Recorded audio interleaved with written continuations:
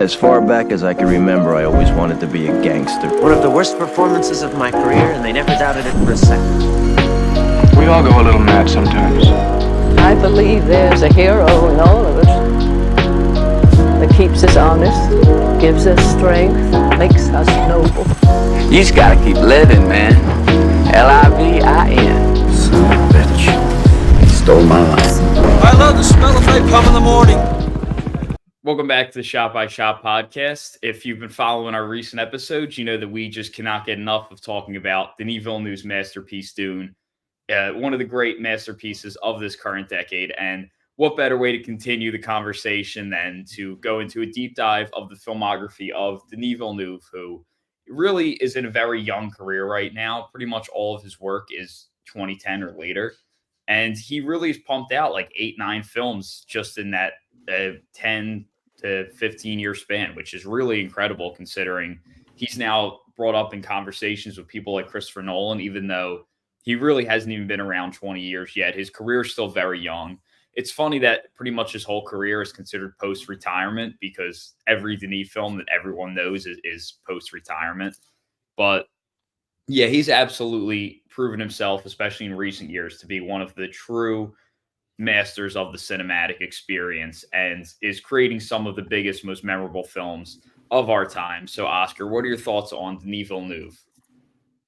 Yeah, he's definitely something. One of the more unsung comeback stories, I guess. Just gave up filmmaking after hating his first two films. Just became a stay-at-home dad, I'm pretty sure, for like 10 years. But yeah, it's incredible comeback. And to kind of go, even when he kind of started his comeback, his first two films were kind of a lot smaller films in kind of French Canadian films. Then to go from that straight to Incendies, straight from that to Prisoners, which is such a big jump up, and then that kind of shooted him straight into the career and where he is now, and as we know, one of the masters of the sci-fi genre, and that he's just so good at creating. But yeah, I love so many of his films. Still, Dune 1 Part 1 for me, I think is his best film along with Arrival. But yeah, I just kind of loved him ever since I got into film, really, and still do. Yeah, it's a funny one because I feel like people don't even know about those first two films that he done. And I actually really like his first film, the August 32nd on Earth. It's nothing amazing. It's like you can tell it's a first film, but I think it's actually pretty good. It's not as bad as people probably go into expecting. Although the second one, that really justified. It's not terrible. It's not terrible. It's better than August 32nd on Earth. That's wild. No, I think it's like a proper. It's like a student film. I think I don't know. I know it was a bit more surreal. Talking dead fish. That is true. What isn't to love? Dead fish. That is good. But yeah, I think the break was deserved. It went back and just learned how to cook. I mean, he done a lot of short films, like 3 or 4 short films before he came back into Incendies, Polytechnique, which was a pretty heavy movie. I think a lot of his early stuff is pretty heavy, at least post-retirement. But yeah, I definitely prefer like his sci-fi towards, or his newer stuff. At least his last like 4 or 5 projects are kind of my favorites. But yeah, he's got a cool career. I think I do like some of his more experimental stuff at the start. And he's definitely kind of more streamlined it into kind of going towards the public opinion kind of. I know that people didn't love like Dune, or some people don't even like Blade Runner, but they are a bit more mainstream, his recent ones. But yeah, I think his sci-fi stuff's the best. And Dune, I'm not going to differentiate between Dune and Dune 2. I think because I can't decide. I'm just going to say Dune is like, as a franchise, is his best. But yeah, I really like him as a filmmaker. We want more weird stuff. We'll make another enemy film. Yeah, make another enemy kind of that film. would be cool. Yeah, I think I really agree with Ryan that his later stuff's a lot better for me. I think that, I'll be totally honest here. Aside from Incendies, I'm not the biggest fan necessarily of his earlier stuff. That doesn't mean his earlier stuff isn't good or impressive, thought-provoking films. They're just not I feel like he was a great storyteller, but he hadn't yet mastered the cinematic experience. And I think that, when he gets into his later stuff, that's really the stuff that is the films I really want to rewatch and like revisit frequently. But I think that those later films are three of the best movies I've ever seen. And I think that, being both the Dunes and Blade Runner 2049, like I think those are arguably the best films of their decades. Like they're truly some of the greatest films I've ever seen. And I think that his earlier stuff is very much a lot of it is, when he's someone who really likes to learn. And I think a lot of it is him really learning and teaching himself, like with Enemy and Prisoners, really challenging himself to become a better actor's director and improve on his craft. And I think once we get into the later portion of the Blade Runners and Dunes is where he's really kind of mastered just this art form of filmmaking as a whole. And he's someone who really cares deeply about the process of filmmaking. Like he's always about making things harder for himself than it needs to be. And, today with modern technology, there's so much you can do with just, fix it in post and green screen and all that. And he doesn't want to hear any of that because for him, it's not about what's the most easy, what's the easy option, what's the convenient way. Because, when you're making a $200 million budget film, if you're making a $200 budget film, you're going to have a lot of problems. When you're making a film for $200 million, there's a lot of problems. There's a lot of stress and things that are going to go wrong. So a lot of people are going to resort to, okay, what's the easiest option for us because of the scale and stress, but not Denis Villeneuve. He is totally always ready to take the hard road and take the most difficult option with things like shooting in the desert and building sets for Blade Runner. And I think it really does show in his final product where he cares very much about what's going to inspire the actors on set. Where green screen can give you the final result, even though we can have a whole argument as to that, but if it looks as good or not. But green screen can give you a certain aesthetic in the final result, but it matters so much to him that the actors can step into a real set and a real environment and really be inspired by that. So what triggers the inspiration is such a big part of everything he talks about in his interviews and his entire approach to filmmaking, which I love so much because he's an every department director. He's one where the actors, you rarely ever see a bad performance in a Denis film. All the crew members are totally bringing their A game. And I think it's because he cares so much about inspiring the people he works with and understands that the job of a film director ultimately is to find the best collaborators and to inspire them and really bring the best work out of them, which I think is what makes him such an incredible director rather than some of the more assembly line efficient directors. And he also just loves storyboarding and he loves talking about, just dreaming up the film. And I think it really shows as well, which is how creative a lot of his images are. And his comments recently really show like he is very committed to the cinematic experience and the visual. He calls it poetry a lot, like the poetry of the images and the sound, which is definitely the type of cinema I prefer. And I think really the biggest thing, like Ryan talked about how his film Polytechnique is really a heavy film. And I think that it could be said for most of his films, where he's someone who likes to ask really difficult questions. He never really tells you what to think or spoon feeds you anything. They're always just very difficult conflicts. And just seeing the films play out really does just make you question what you think is the right decision or what you would do in that situation on some really difficult things. And he also, he's very interested in communication, which you see in films like Arrival, for example, like communication and also like Prisoners, you see it too. Like it's so much, many of his films, communication is such an essential theme. But I think one of the biggest themes of his work is that if for an American director, is like the ultimate woman's director, where I think he cares so much about having the femininity to his films, as he calls it. And really, this is something that a lot of male American directors don't always do a great job of. But Nolan. What'd you say? Nolan. I'm not here to fire any shots at any directors, but he definitely is. Denis, someone who normally more European films do a lot better job at, with female characters and male writers and directors portraying female characters. But Denis is really, even though he's actually not American, but he works in the American system. And he's very inspired by women's stories as much as male stories. And really most of his films, there's very central female characters involved.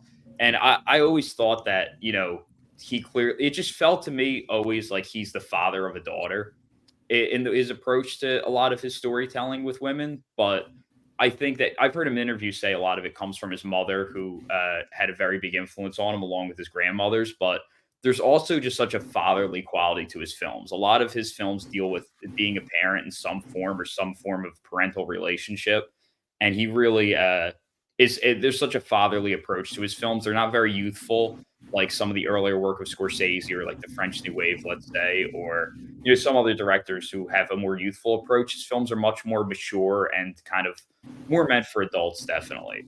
Keep doing what he's doing. He's on one of the best sci-fi runs ever, and he's going to keep that up. Absolutely. Yeah, he's so good. I hope Rendezvous with Rama is as interesting as the book makes it seem. Going to be a difficult challenge, but I think that's going to be his next film, and I just hope he does well with it. Yeah, I do like how kind of personal his early films kind of feel, because they are kind of centered around like Canada or events or stuff that's happened there. And I think Incendies, I don't know. I know it's based on a play, but I don't know how personal it is to him. But yeah, even Toronto and Enemy? There's a lot of stuff just around like his life early on. Maybe not more recently, but yeah. My one issue with his earlier stuff is his use of music. I think that he really does kind of neglect music as a storytelling device. And I do think that like in his earlier films, like this dude loves quiet. He loves doing quiet. And like even in Dune, like Dune 2, it's like you get to the end and it's like quiet. I'm just like, it's not that it was bad in Dune 2. I'm just like, this fucking dude loves quiet. But Incendies has a good soundtrack, does it not? It's yeah, and Incendies my favorite of his early work. Yeah. And he probably had like $10 to work with on the first two, so you can't judge him too much on that. And Polytechnique, that would be a very bad decision to have a good soundtrack or something on that. But I think he still could have used the score as a storytelling device a little more, where I feel like his scores are often in his earlier work more like kind of generic and like very underscore, like non-memorable necessarily. So that's really my one thing I don't love about his earlier stuff. I'll also say this isn't a criticism, but if you notice, he's really not someone who infuses comedy in his work. Like there's very little comedy ever in Denis' filmography, unlike people like Scorsese or Tarantino, who kind of always are infusing comedy even in serious situations. Denis very kind of like he's a very serious guy. Like he seems like a very serious guy, and his films I think have a serious approach. But I think he doesn't have a lot of signature things like some other directors, like a David Lynch. We talked about him, where he has like the signature Lynch style. But I think the biggest thing for him is intensity. I think there's always just this great intensity in all of the films he chooses to explore. But I think we should get into his first film, which is absolutely intense and a very serious film, which is Polytechnique. So, Oscar, what are your thoughts on Denis Villeneuve's first film? Or first? Sorry. It's a pretty straightforward film of kind of obviously retelling of a really, really tragic and bad event. For me, definitely absolutely nowhere near his best film. I don't think it's just such a difficult one to approach, and I think he tries to make it his own as possible, because obviously it's in black and white. And I think he does a kind of a good job of kind of trying to put us in that moment. And it is a really distressing and uncomfortable film. And I've only seen once. I can probably never see myself rewatching it, to be honest. It's definitely not that kind of film. But yeah, it's nowhere near a bad film. I still think it's a really solid film. Just it kind of seemed like a weird film to make. And obviously, well, I hadn't heard of the events of what happens. I didn't have any idea of it. So I guess there's that sense of bringing it to light. But in the other sense, it's not massively that well known, kind of outside of Canada, I guess. But it's a really interesting choice. And I think the having it in black and white does make it kind of stand out in that sense. But I'm not really sure if it's warranted. But yeah, I don't think there's much to say for me on this film, to be honest. It's kind of a straightforward. I think it has good themes and the acting is perfectly fine. Yeah, it's an interesting choice to come out of retirement and do a school shooting film, which I mean, I'm kind of the same situation as you. It's not something that I probably ever want to rewatch. And we watched it together a couple months ago. And yeah, it's a good film. An important topic. I mean, we've seen films like Elephant in the past by Gus Van Sant. Gus Van Sant.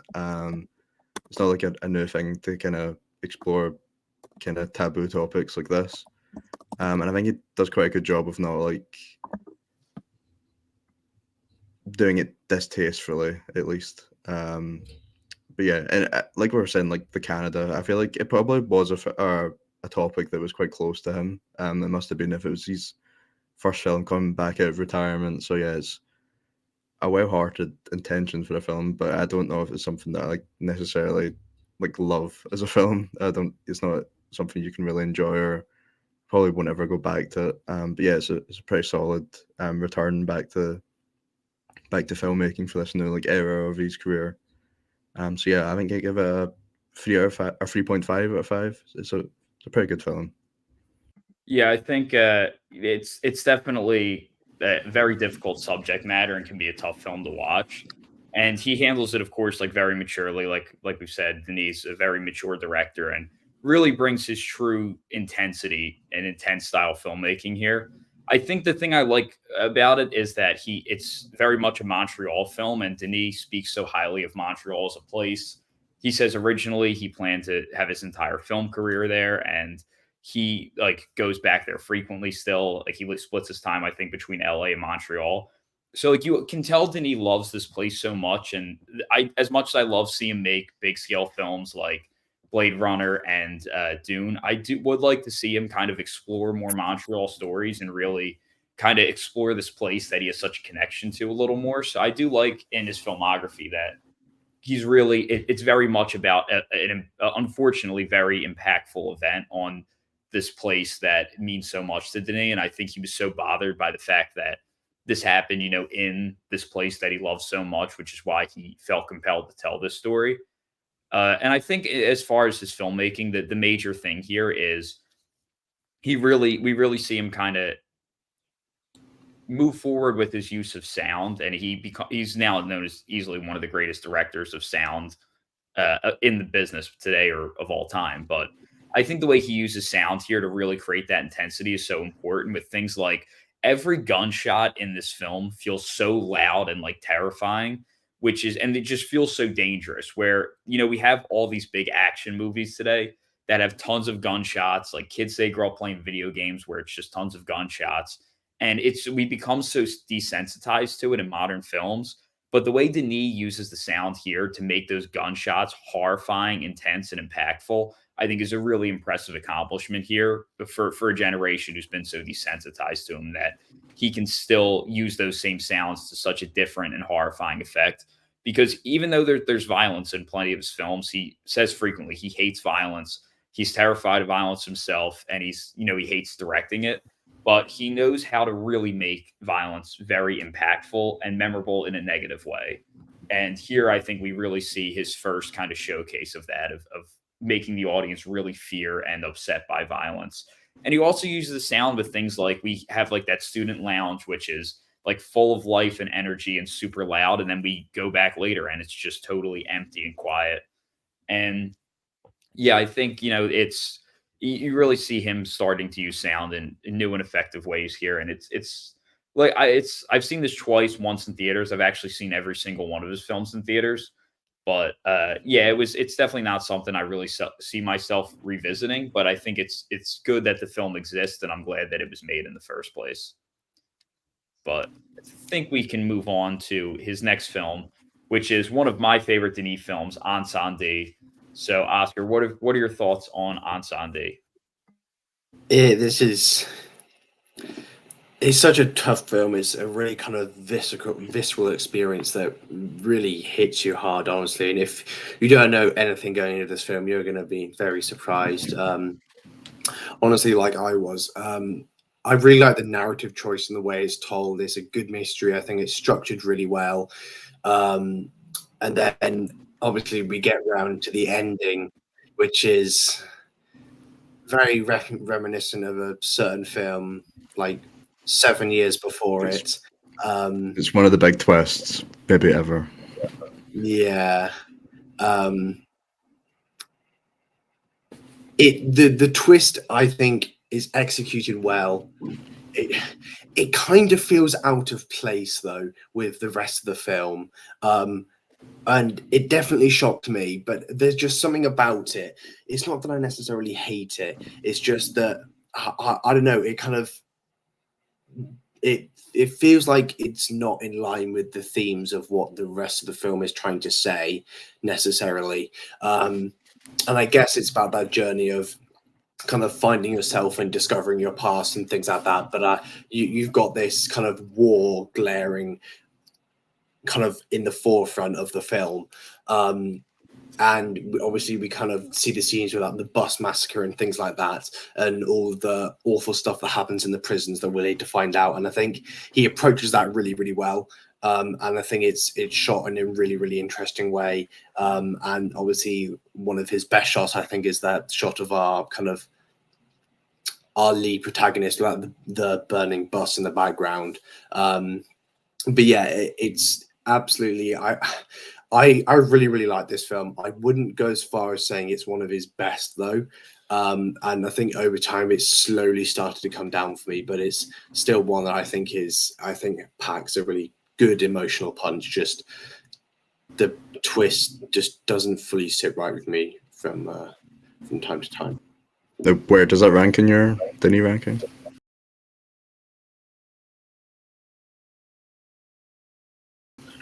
Good question. Let me pull it up.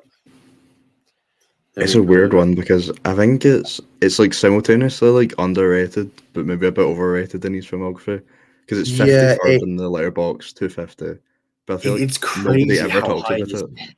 It sits 8th in my Denis rankings, which is quite low for a lot of people. I still really like it. I still have it at a 4. But yeah, it's a really interesting one. I know a lot of people really, really dislike this film because of that kind of, people see like the thematic imbalance as a really, really big thing in this film. And I think I think it only shines through kind of a bit, but not a lot. So it doesn't ruin my experience. I still think it's a really good film.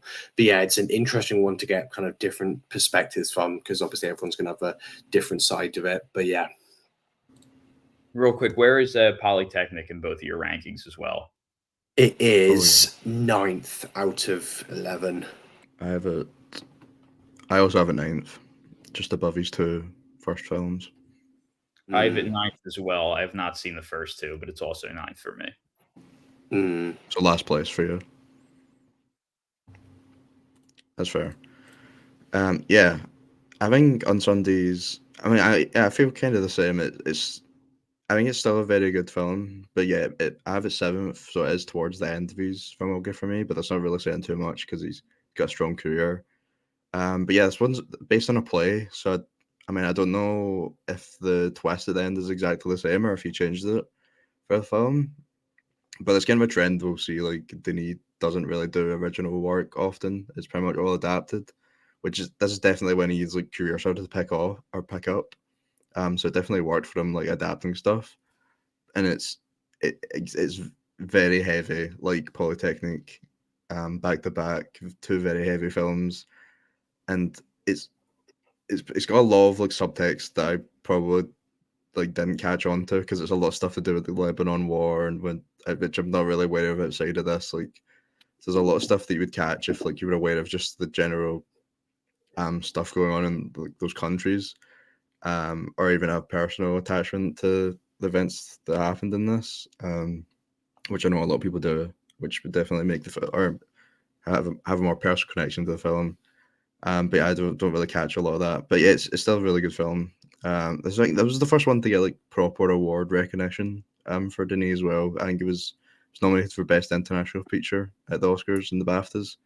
So this is definitely where his career started to like pick up after that comeback of his retirement, and also a financial success as well. I think he made 16 million on a 6 million budget, whereas Polytechnique lost 5 million. So yeah, this is definitely like where his career started to like really take off.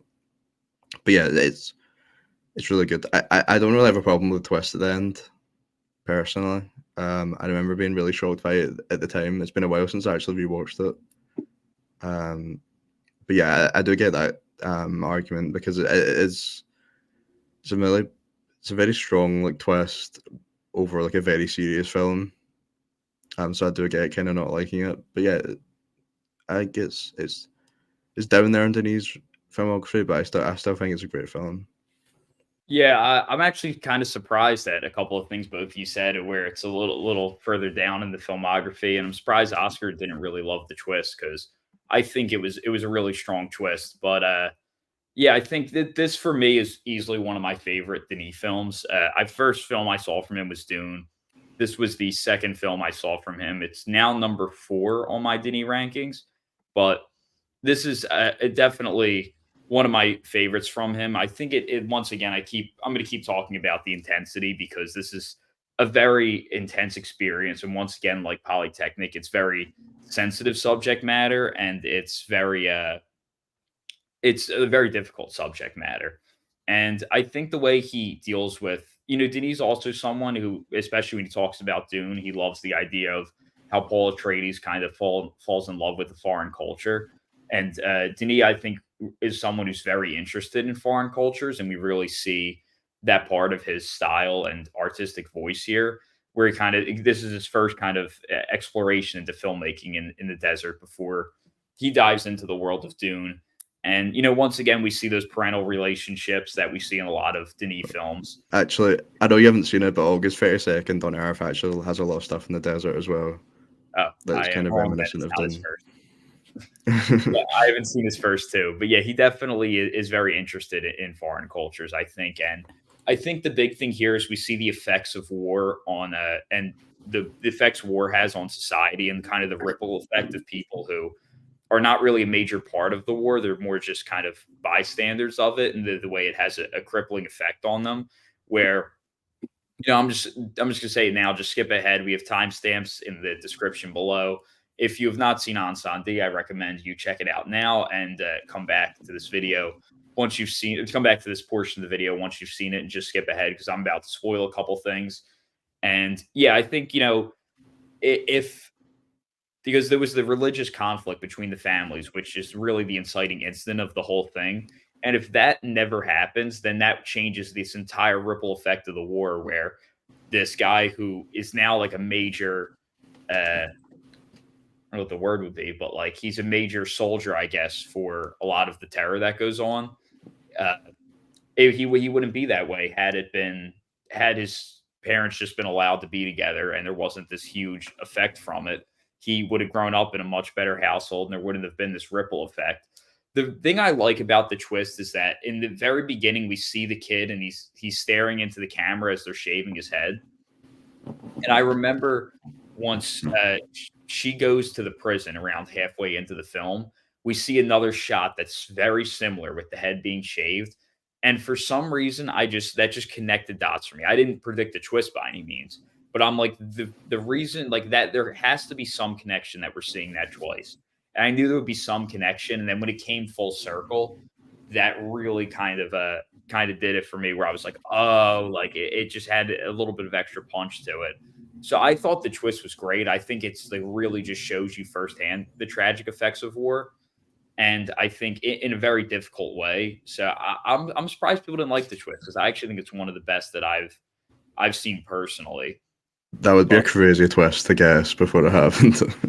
No, I definitely didn't guess the twist, but I knew that I knew some connection. They pulled an old boy. Old boy, yeah, that's a whole nother animal when it terms to similar. They're similar though. It is, but yeah, and then I think Denis does a good job of like just kind of laying things out for you and letting you connect the dots. Like one thing he does was really interesting is that both the mother and the daughter have a similar look to them. So when we go back and forth between the timelines, it's you can be confused for a moment as to which is which was very intentional on his part. And yeah, I think he plays like he doesn't the whole past timeline is a very objective view. Like we don't really hear the mother speak that much, and it's a very kind of more distant observational approach to it. But yet there's just so much curiosity to really hook us in and keep us interested. in that section of the film. And yeah, I think in terms of his filmmaking, it's elite level sound design. Absolutely, the sound is so intense. He has so many scenes where there's actually no sound design at all, like no music or sound effects. Which I'm normally like when it's used a lot, I'm not a huge fan of it, but I just think it works for this film's intensity. And the sound, of course, is probably most notable with just the horrifying screams when she's in that prison. And it's not just how horrifying the screams are, it's just how long they're going on for. And we're just kind of waiting for them to stop, and they just don't stop. And it's just building this anticipation. And then when she's in the room, just the subtle way it's quiet and just transitions to the aftermath, where, like I said, Denis hates violence, and the way he kind of skips over the violence and puts it in your head is, I think, a super effective way to deal with that, very difficult scene and still make it ultra horrifying to all of us. So I think it's like again, his really mature approach to filmmaking. And a couple other small things. This film deals with water and fire a lot. Like the pool is a big kind of motif throughout the film. Then, of course, the Incendie means flames, and the fire of the bus, one of the most iconic moments of the film. And he also uses lines really well. Like there's very distinct road paths along the film. Like before the sun gets to go to those kind of high up, I guess they're rebellion leaders, you would call them, but that whole path is like super windy and difficult. So he really plays around with kind of road lines and paths as well. But yeah, there's so much like a lot of times films that are really selling you on curiosity like this don't hold up as great on a rewatch, but I don't feel that way about this film. I think that it on a rewatch, there was so many little subtle things that I noticed. So I personally think it's one of his most impressive films and the best film he did pre Blade Runner. But yeah, it's definitely one of my personal favorites, and it is number 4 on my personal D rankings. But did either of you have anything you wanted to add on Sunday? I kind of want him to see, as much as I love his sci-fi stuff, and I think he's a master at it, I don't want him to do it forever. Maybe I'd like to see him do like something this kind of war type picture, which I know he's doing Cleopatra, which is way down the line, like 3 films down the line for him at the moment. Which I'm excited to see what he does with that. But yeah, I think I don't hate the plot twist. I think it's well executed. It doesn't feel right from where we're kind of. I know we're obviously leading up to something, but it just still feels like it's out of place. Something just didn't sit right. It was shocking. The execution of the twist was really great, but there's something about it just left me stumped. But yeah, it's still a great film. Yeah, I wonder if the twist is like that in the original play. I don't know how much he changed. But yeah, I mean it's kind of non-linear storytelling again, isn't it? Because he starts with a pool at the start, so kind of small signs of what he would do later on. All right, I guess let's move on to a little more of a mainstream Denis film, which a lot of people know, with movie star headliners in Hugh Jackman, Jake Gyllenhaal, and Viola Davis with Prisoners. And this is a year Denis did 2 films in 1 year. He did this and Enemy. It was his first venture into the Hollywood system, where he has been ever since. He says he fell in love with Hollywood and their way of making films. And yeah, it's he one of 2 collaborations in the same year with Jake Gyllenhaal. So, Oscar, what are your thoughts on Prisoners? Prisoners is just want to get out there that this is his inferior film from 2013. He made a better one that we'll talk about after this. This film is something, man. Obviously, very, very much a mainstream film for kind of the getting into film audience. Anyone who's kind of into film has probably watched this. For me, I have it. I think I have it 6th in my Denis ranking.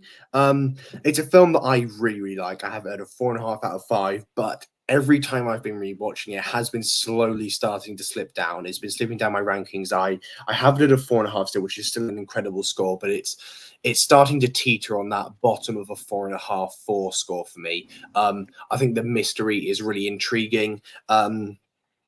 The acting is incredible. Obviously, some very famous performances that people kind of take the mick out of. You see on TikTok all like the Hugh Jackman clips, like "Where's my daughter?" But those are it's really good scenes. Arguably, I'd say across the board, this has his strongest performances in any of his films. Everybody really does their part, and it's so impressive to see a director go from something like Incendies just to something this with such a stacked cast. You got Jake Gyllenhaal, Viola Davis, Hugh Jackman, Paul Dano. It's crazy. And I think specifically Paul Dano does a really good job of playing this really scared character. And I think he probably gives the most underrated performance in this film, honestly, because all you hear about is Jake Gyllenhaal and Hugh Jackman. I think the mystery works really well. Similar to Ensemble, like the twist itself, not the twist itself, but the reveal itself, just every time I watch it, I'm like, it feels a tiny bit anticlimactic, honestly. But everything before that, I think, is handled really well. And I think at times it does feel a tad clunky with everything it's trying to fit in with all its characters. It's going between and trying to find things out about. We see David Deshmelian's character. And I think it tries to add too many bits into the mystery and overcomplicates itself. But it's still such a compelling watch and still one that I can find a lot of kind of entertainment from, I guess, and some extremely chilling sequences. Kind of, we see. I think the scene that shocked me the most was when Paul Dano. Okay, we're going to go spoil this here. When Paul Dano picks up that dog and just starts, it's like strangling the dog, and it just keeps on going and just keeps on going. That scene every time, just completely frozen. And I think the kind of the way Denis composes his shots, and it's like the scenes in the rain and the night. The lighting is incredible. Obviously, that one silhouette shot of Jake Gyllenhaal near the start, quite famous one. But yeah, it's such an incredible step into kind of Hollywood, and obviously become a very much mainstream film. The rain scenes are so good. It's like Memories of Murder. That's probably like the other film I always think of when it's like raining. Yeah, it's so good. I really love Prisoners. This is one of my favorite Denis films. Definitely my favorite like pre sci-fi Denis. Yeah, I think it's just brilliantly explores kind of like the horrors of suburbia in America. Like it's not like a David Lynch film. Like I mean, it's kind of everywhere just like looks the same. It's crazy.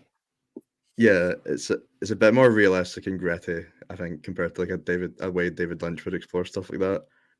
Definitely a bit more realistic, like thing that could happen. Just that's kind of what's like scary about it, because it is something that could it does happen in real life.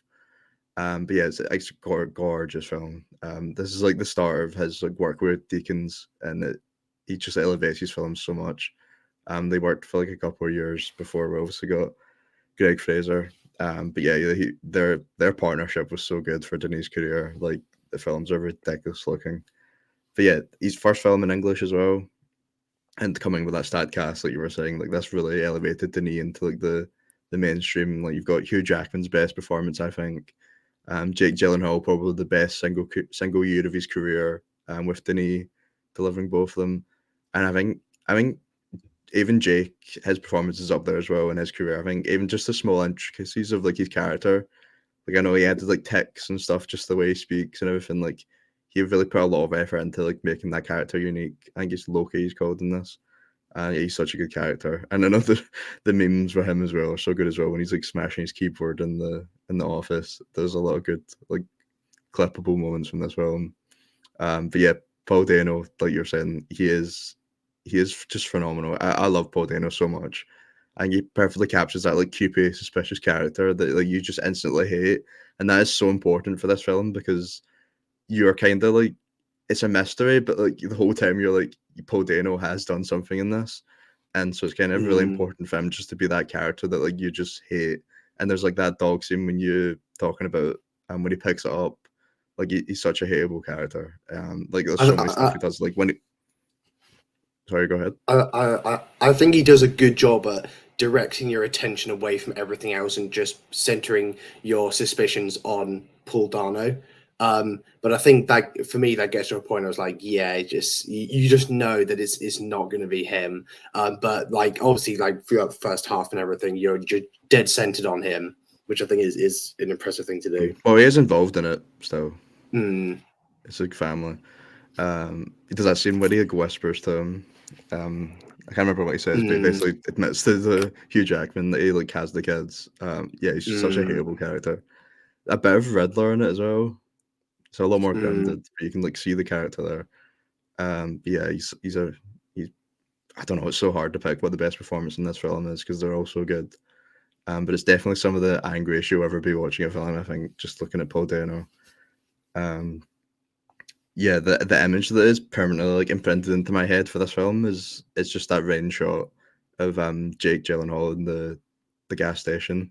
Is so good. Like it creates this very like dreary atmosphere, which is good for the mystery narrative.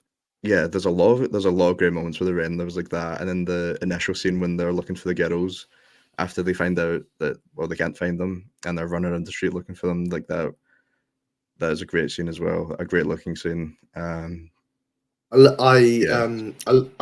the opening as well, where they're killing the deer, the father and the son. I think that's really strong. Yeah, it ties into the religion side that comes in at the end. I picked up on that on rewatch. Like this is such a strong opening. I'd forgotten about that, how good it was. And just the entire scene where he's torturing Paul Dano, the scolding in the shower, the really hot water, and just his screams. I love the shot of just his eye through that tiny hole. I think that's really good as well. But yeah, one for me that slowly been dropping on rewatches, but one nonetheless I still love.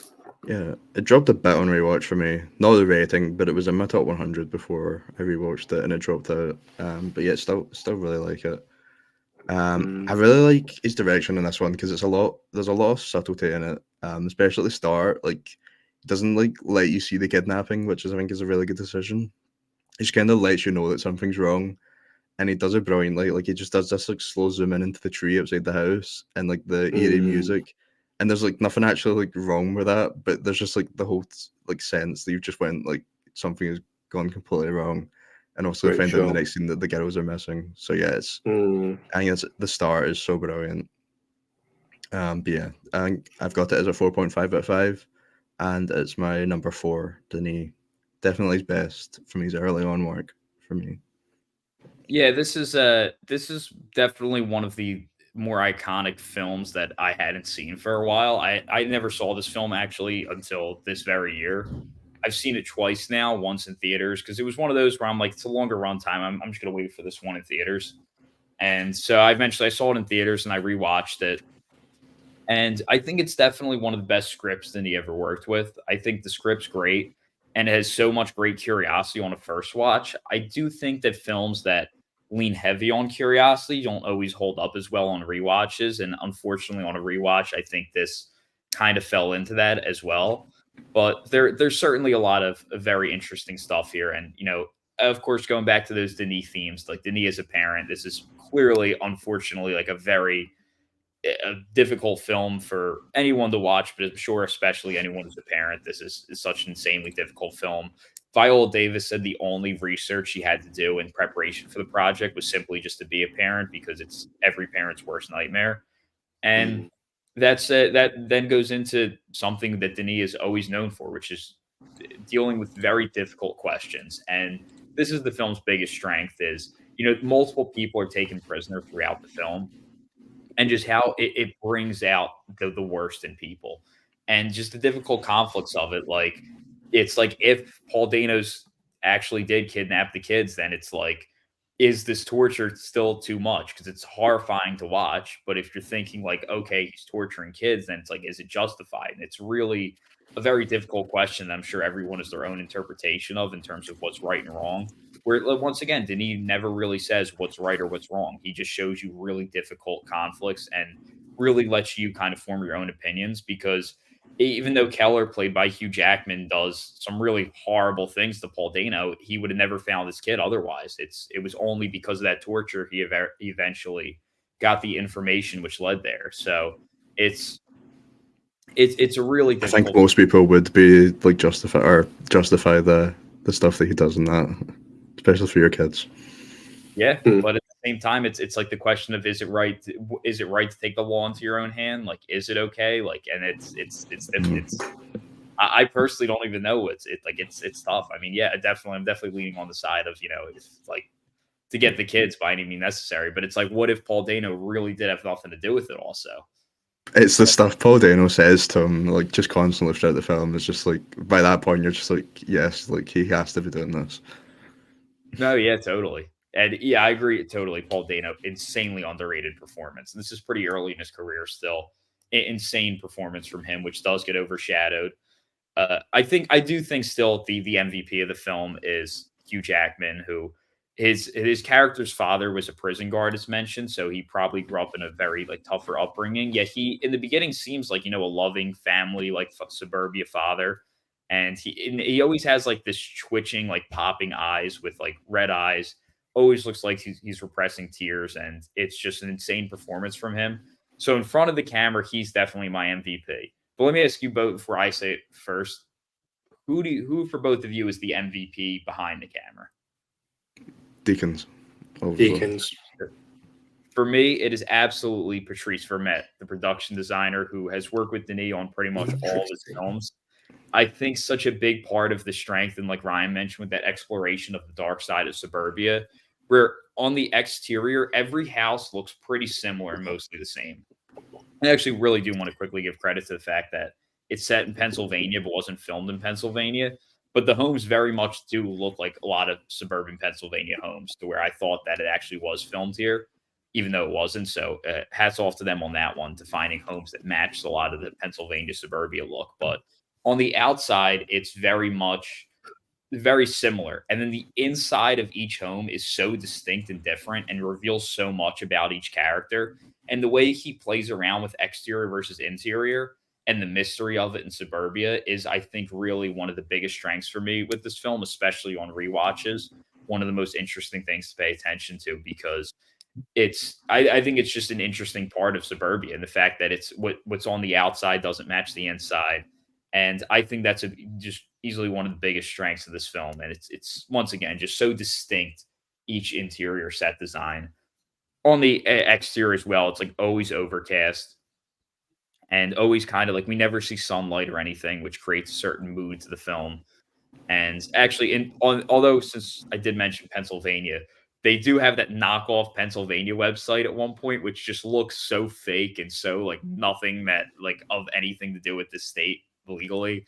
It's like the most hokey knockoff website ever. So that is a slight little nitpick, but yeah, I think Denis' filmmaking is pretty interesting here. Like he definitely manipulates our curiosity. It's a script first approach for sure compared to something like Dune 2, but it's we also see where the kids are multiple times. Like we see the car and stuff. We see where they are, and we have no clue until we're rewatching the film. But it's more than anything, it's a showcase of Denis as an actor's director, and it really is. Like I said, this 2013 doubleheader, I guess we could call it, is really where's Denis the point in his career where he wanted to master the craft of directing actors, and we really see him do a great job with that. And that's clearly where his focus was with what he wanted to execute with this project. And like there's not much audio here, there's not much score use, and I do think it lacks a little in those areas. But the performances are why I think this film has so much mainstream success, and why it's such a loved film by people who are more like casual film watchers, or like kind of just getting into film, or into some of the more modern mainstream directors, but not haven't done as deep a dive into cinema. I think a lot of it's because the script and performances are so strong here.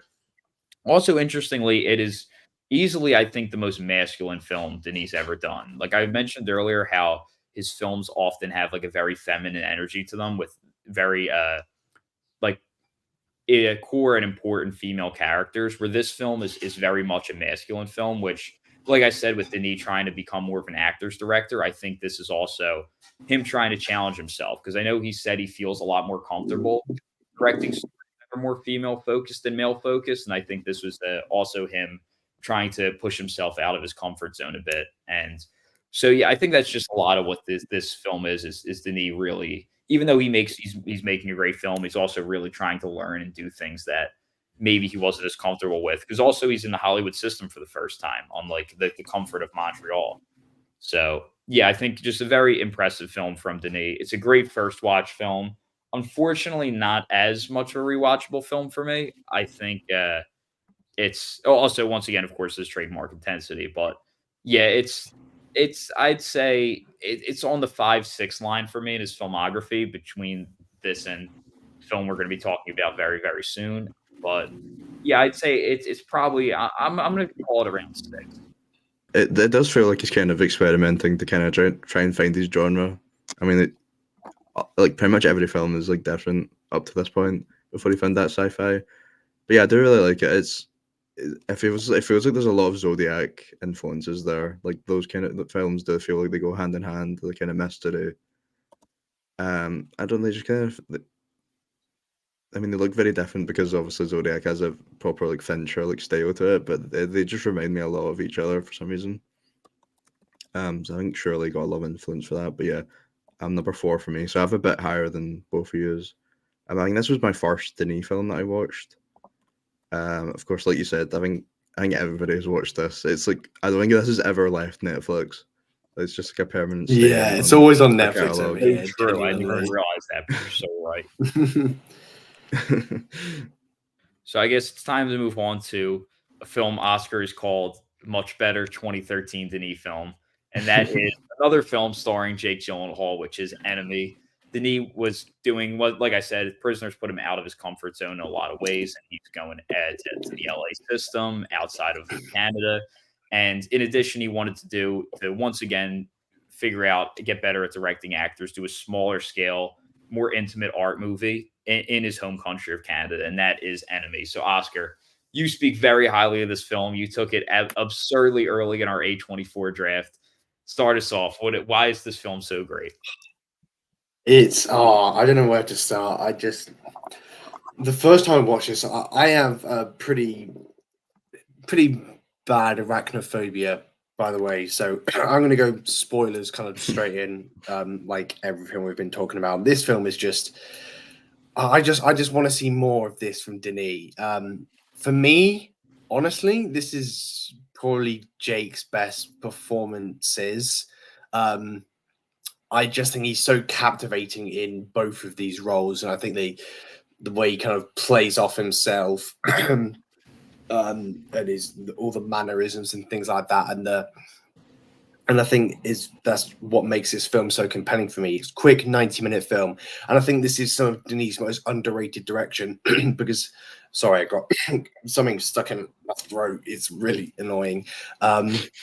Like I said, it's some of Denis' best direction. I think it's so subtle, and the attention to detail in this film is crazy. And even on rewatches, I just keep on picking up on things and picking up on things. The use of spies in this film is absolutely crazy. Obviously, one of the most infamously scary endings to a film ever. And it's real as well. It's a real spider. It's not CGI. Yeah, I think it's a really interesting commentary on marriage and commitment. Spoilers for anything. It's theorized that the characters that Jake plays is a schizophrenic. I think it's the most obvious thing, which is why he's kind of, we see these two completely different sides of a character. One who is really wealthy and successful but does not have a good sex life, and another one who is a fairly poor university teacher who has a really good sex life. And that is the key differences. We open on a on the richer version of Jake that we see in a sex club. Obviously he doesn't have a good sex life with his wife. He's really kind of deprived of that.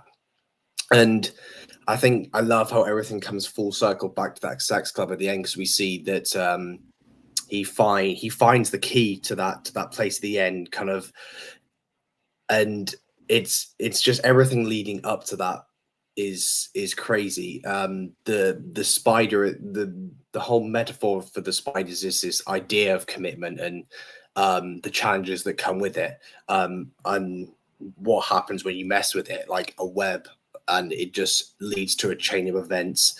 And the spider scene in the end where he kind of, it's still his wife, but it's just what he's seeing as the spider. The spider's scared. The spider backs away into a corner, and he has this like the last shot of the film is like face of like kind of realization almost.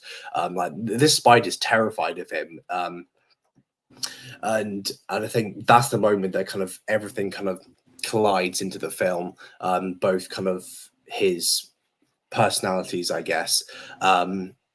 But I think it's such a crazy film, and I just love the ending so much. I love ambiguous endings and everything like that. And for me, this is just still. I think I have this fifth best Denis for me. I've did a 4.5. Just is I can rewatch this endlessly. The kind of the yellow kind of color palette I think is gorgeous, and like that the one shot of the giant spider over Toronto is so cool. But I think there's some magnificent shots in this, like the shot in kind of the opening where he's got kind of his hands over his face, I think is brilliant.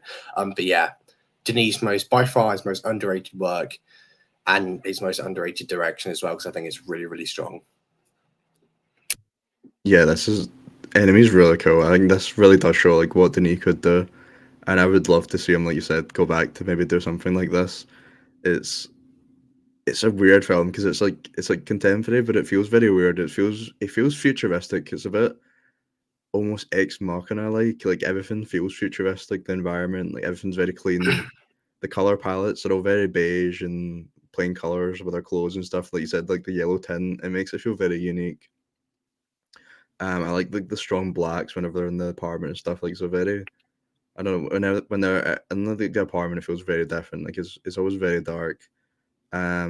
Especially one of the locations, the university campus, that feels like the most weird. I think because it is just like a normal campus, but it feels like almost science fictiony, like due to the tints of the color. Like I don't know, it's hard to explain. You just have to see it. But like, it's probably his most unique film in his filmography. I really like it. It's I called this Denis Villeneuve's Lost Highway last time I watched it because it does remind me a lot of like that. It's very surreal. There's a lot of stuff with the marriage, like you were saying, cheating on them, and you can't really tell what's real and what's almost in their head at times. So it really reminded me of that on last watch, and I like how it makes you feel like there maybe is like only the idea is there only is like one actual like Jake Gyllenhaal. Like you don't ever see them together for the most I don't think you ever see them. Oh, you see them in the you hotel, do see them in actually. one shot together. There are Yeah, a few moments when together. when We he meet up goes in that motel. yeah. I think that's what's so good about his performance as well. Especially that scene because he's like it really shows how different the two characters are. Like the one of them like that is very awkward, like anxiety ridden, like university professor. And then like the other one is like this really confident actor, and having that scene when they are both on screen at the same time, it really does show that. And this maybe is, I mean, I don't know what I'd say Jake Gyllenhaal's best performance is, but yeah, this is definitely up there because the fact they had to do two different characters basically, is really impressive. But yeah, they're just completely different people. And when she goes to see him when she goes to see the professor one at the university, like it's like so perfect, like how it times up when she phones him and he just perfectly goes off screen as it's happening, so you can't really tell like if it is two different Jake Gyllenhaals at that point. It's just like all the small stuff that happens in this film is like so good, and the mystery like behind it. And I don't know, I don't think this is necessarily Denis' favorite or most popular film because of that. It's very different to everything else. It's not exactly like aiming towards the mainstream like his rest, which makes it does stand out. There's even when he goes to the club, like you were saying, I feel like that's almost like Eyes Wide Shut vibes as well. That scene is very cool when he's walking through the corridor as well, and it's like an upside down shot. That was probably my favorite shot in the film. Huh? With the lady with the spider's head. That's really cool. Oh yeah, I love that yeah, shot. Yeah, I'm a big fan of that. yeah. There's so many cool moments in this. damn good film. Yeah, I have it a 4 or 5. A high 4 though. I really liked it on rewatch, and it's my number 6 in Denis' filmography. Yeah, this is a film I did not love on a first watch because I watched it at home. And then I saw it in a theater just because they were screening all of Denis' filmography. I was, of course, going to rewatch them all, get a chance to see them on the big screen. And I went into this film like, all right, like I'm going to rewatch it, like pretty low expectations.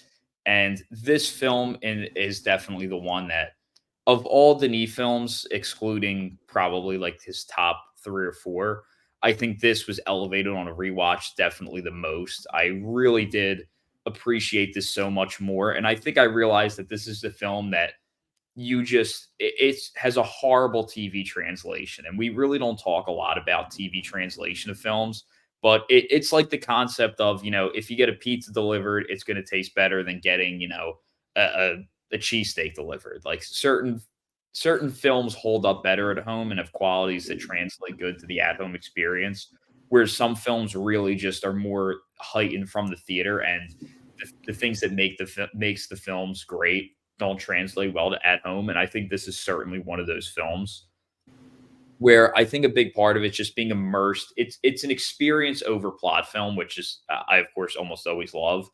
And it's very much about immersing yourself in this weird world, this weird sound landscape, and kind of putting yourself in an otherworldly state of mind.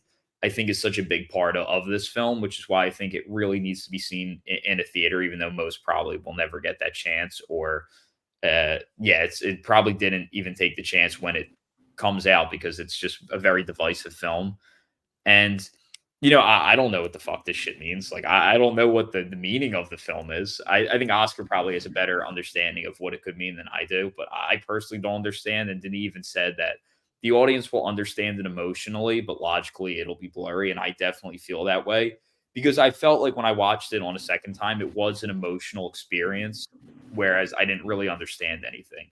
This movie is not for science-minded people. Like, I tend to butt heads with when it comes to talking about movies with people that have more scientific mindsets versus artistic, because science is much more formula based and science minded people want answers to everything and logical conclusions. And that is just not this film. This film is not following any formulas or any traditional story structure. It's very much a reflection of pre-Hollywood Denis, where he was able to kind of do free, more weird stuff like this. And I really like seeing it. I think it's one of his most creative and interesting films artistically. And I think you can just experience it without understanding it. And I think that, one of my big issues I've mentioned already with Denis' earlier stuff is that I think a lot of them make you think, but don't always make you feel a ton. And I think he really uses a lot more score here and a much more effective score, which is why I think it was much more of an emotional experience for me than a lot of those other earlier Denis films.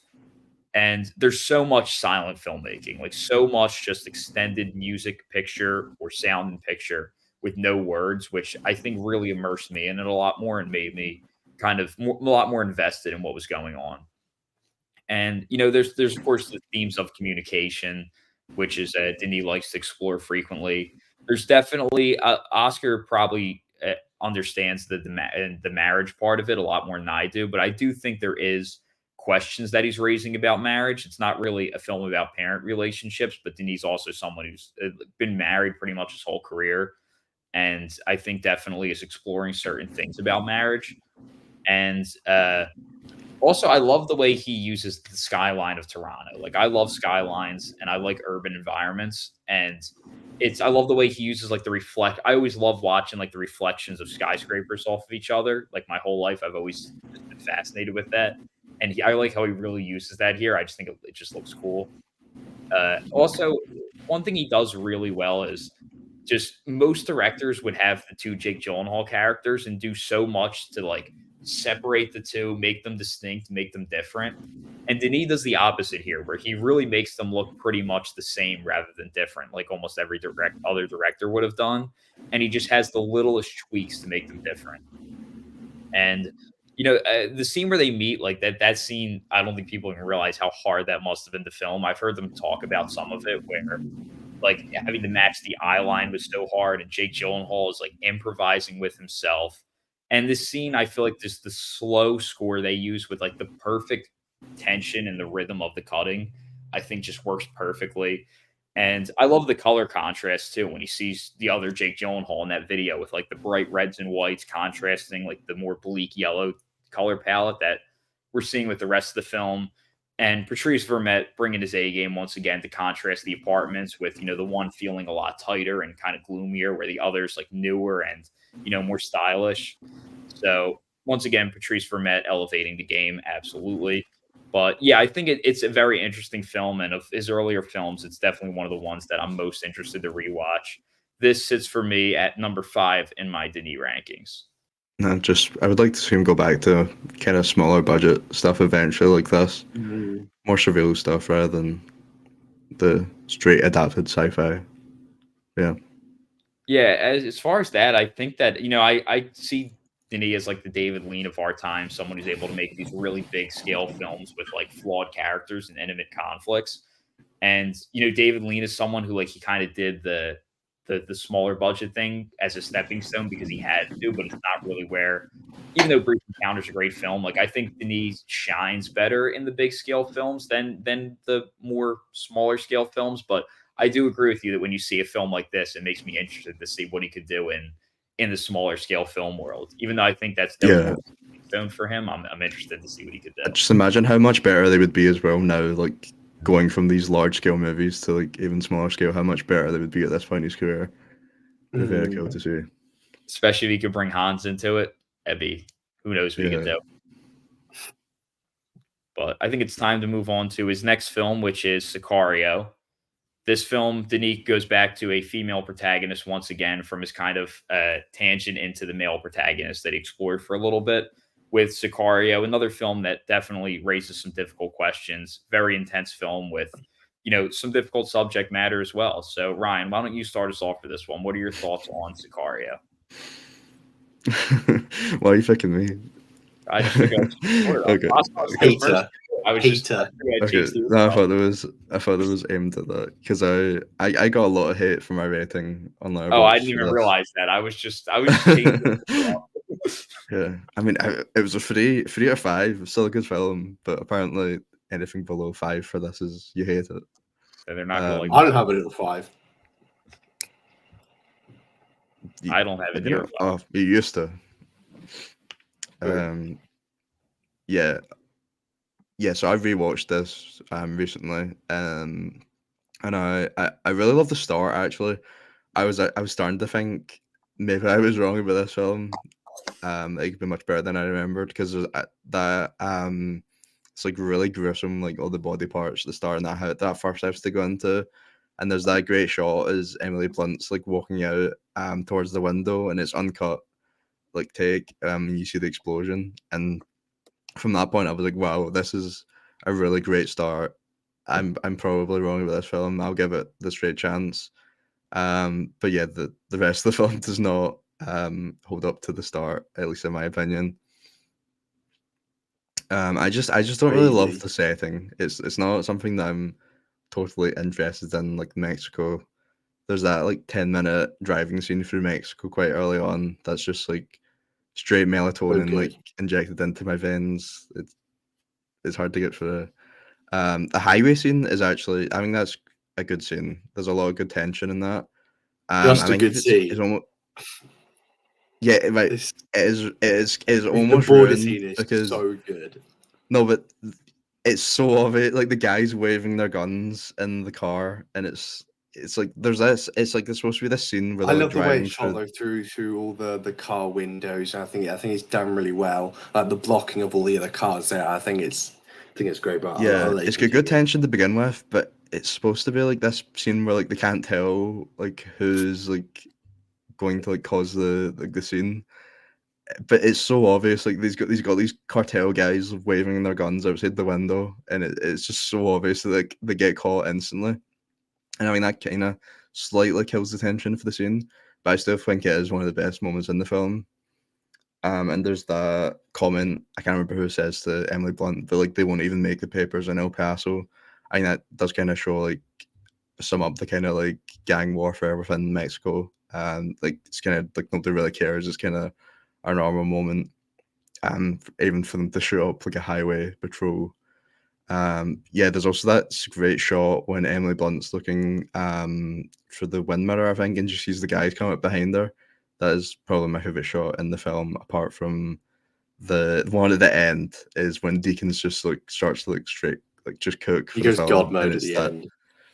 yeah, and it's like what Denis described as like them like walking into hell basically, because you just see the sunset, and it's like it's so good. It's a great shot. Yeah, I mean, I don't necessarily think Deakins is necessarily utilized brilliantly throughout the whole film. Apart from that, there's those great moments, but I don't like adore like the look of the film in general. Throughout it, I mean, yeah, it's. I think this is just like a solid film inside Denis' filmography. I don't think it's probably one I probably won't revisit again. I really gave it those 2 chances, and I still don't really love it. But yeah, there's some good moments. I always love that like John Benford like randomly appearing. I like that scene where they fight. Oh yeah, this I forgot to say, this is a trilogy. Right, but it's because it's like Taylor Sheridan and like wrote all 3 of them. I've not seen what's the other one? I've seen Wind River. That's Hell or probably my High favorite. Water. Yeah, I've not seen that one. Wind But River. Wind River is definitely my favorite from the trilogy at least. They're all The- 4.5s to me, I think. Really? Does John Benford make an appearance in all of them? I know it does in Wind River in this. Let me check. But yeah, I've Let not me seen the check. other ones. I don't know. But yeah, he's such a good actor. I love when he shows up. He does not Um, appear in Hell or High Water, no. It's a shame. Interesting. The trilogy of random appearances. Yeah. Yeah, another thing that I also didn't like about this was the cop that they show you from the start, and I feel like it's just like a desperate attempt to kind of make you care about the end by having this like little moments where a father What, and his kid. Josh Brolin or Benicio del No, Toro? the police officer that gets shot by Del Toro. Daniel Kaluuya's character. Oh no, No, I know no. who you mean. Yeah, I know who you mean. Yeah, Yeah. yeah. He just ends up shooting him, so it kind of feels a bit pointless. I don't know. I didn't really love that like whole sub storyline. And I know everybody raves about Del Toro and Brolin in this. I didn't think they were like anything special. I didn't really know anything about Del Toro's character until he kind of suddenly at the end like becomes this like master assassin. He has like it is cool like the reveal, but he's like subplan within everything. But I just don't really care about their characters up to that point. But And I the think table Del scene is Toro. cool. I Go think ahead. Del Toro is so good at playing a really mysterious character, and I think he does it really, really well in this. I know we don't know a lot about him, but he's such a cool actor. Yeah, he is. Yeah, that scene at the table is pretty shocking. In fairness, it's probably the most overglazed final act, though. I will say. Nah, it's so good though. It is. But The last act is so good. I'll probably never revisit this again. I don't know. Maybe when I go over Denis' filmography again, I'm not sure. But yeah, I'm really glad to hear that he's not going to waste time on a sequel with this. Oh yeah, Is the third one still getting made without him? I think. I think But it yeah, is. yeah. I've not seen the sequel. I will not be watching that because It people sucks. that love this hate that still. So It sucks. Yeah. yeah, this is my 8th. But this is close with Polytechnique. I'm not gonna lie. But I did not want to rewatch Polytechnique to like compare the two. So yeah, This is better than Prisoners. that's wild. Prisoners is great. It's just I don't want to say it because it feels I don't know. I feel like this would not be as loved if it wasn't Denis. Like if this was just a generic like Yeah, because it Mexican. wouldn't be anywhere as good if it wasn't Denis. No, I The know because sequel that's proved it's that. stupid to The say sequel that, but like literally if it was the proved exact that. same, but like it would just be seen But as it a won't, generic. wouldn't be like, the exact same. no, but It if it still would be was, love. If it was the exact same, it would still be love. But the sequel proved that if Denis didn't make it, it wouldn't be yeah, the anywhere near as good. sequel proved that the characters and the whole concept is boring. But Yeah, it's towards the end of my filmography ranking. They just ruined it with the sequel and the writing, though. Writing was much better in this one. Sure. Yeah, for me, I have this sort of 4.5 out of 5. It does sit number 6 in my ranking, so it's kind of slap bang in the middle, but I still absolutely love it. Gets a bit too much hate from people that I've seen, just like we've just seen How does now. it get hate? Everybody loves this film. Yeah, okay. The night vision sequences in the final act, oh my goodness, they're so good. I like the switches between the night vision and not. I think that works really well. Then we get that shot of like someone holding a knife as the camera's like looking out from inside of the tunnel and someone's holding a knife and they kind of walk, the silhouette walks into the camera. You've kind of got that blue light behind it. It looks so good. I love the table scene at the end. I think it's shot really well, and obviously, like Ryan said, it's really, really shocking. Just time to meet God. I think it works really well. And yeah, I like how it just sets the tone instantly. I think the opening is really strong. The cast is fantastic, really, really stacked. Daniel Kaluuya, sorry. He's kind of on the side in this, and we don't see him a ton. But he's such a great actor. Some incredibly tense sequences. You're chatting rubbish about the drive scene into El Paso, I think it is. Yeah, I think that's so good. You see all kind of the moments where the guy's hanging from the bridge is cool, and like the body. That's about to say that. I like those long scenes and really nice and tense. Then we get to the exchange at the border crossing, fantastic scene. And yeah, it's hits as well as it does on rewatch me. It did drop slightly on rewatch, but I still really, really love it. It's just such a cool film. Such a cool film. I like the lack of exposition in this film. Like there's not like a ton of like background things and like explanations. And I appreciate that in a film because I don't want to have any of it just shoved in my face and waste time, honestly. And this is exactly what this film does not do. But yeah, Alex, what about you? Don't worry, Ryan. I'm here to come to your defense because I am also Yes. not the biggest fan of this film. I saw this for the first time in theaters as part of that Denis series at the Philadelphia Film Center. And yeah, I then rewatched it at home. On a first watch, I was like, I liked it. Like I'll put it this way. I think this is one of the most, in terms of quality, inconsistent films, not just in Denis' filmography, but that I've just ever seen, where it really does have some great moments. Like I agree, that scene at the border is great. I think the opening is great. I think some of the night vision stuff is great. Like there are great scenes in this film. I love like the subtle, purely cinematic reveal of John Bernthal with the distinctly covered rubber bands. Like I think there's so much. There's some great scenes in the film. However, I just think in between there's just a lot of really dull, kind of quiet talking scenes. Oscar is right. I never thought about it that way, but you are right that there's not a lot of exposition and like it doesn't over explain like a lot of other films would. But I still think there's just a lot of kind of boring, dull talking scenes. Like especially a lot of the office stuff is just, I don't know. It's just not really the type. It just doesn't really get me very invested. I agree with It's not Ryan. very cinematic apart from like a few moments, I think. Yeah, I agree. I agree. I don't think it's super cinematic. I think that there's some great shots of the sky. Like they use the sky beautifully in some shots.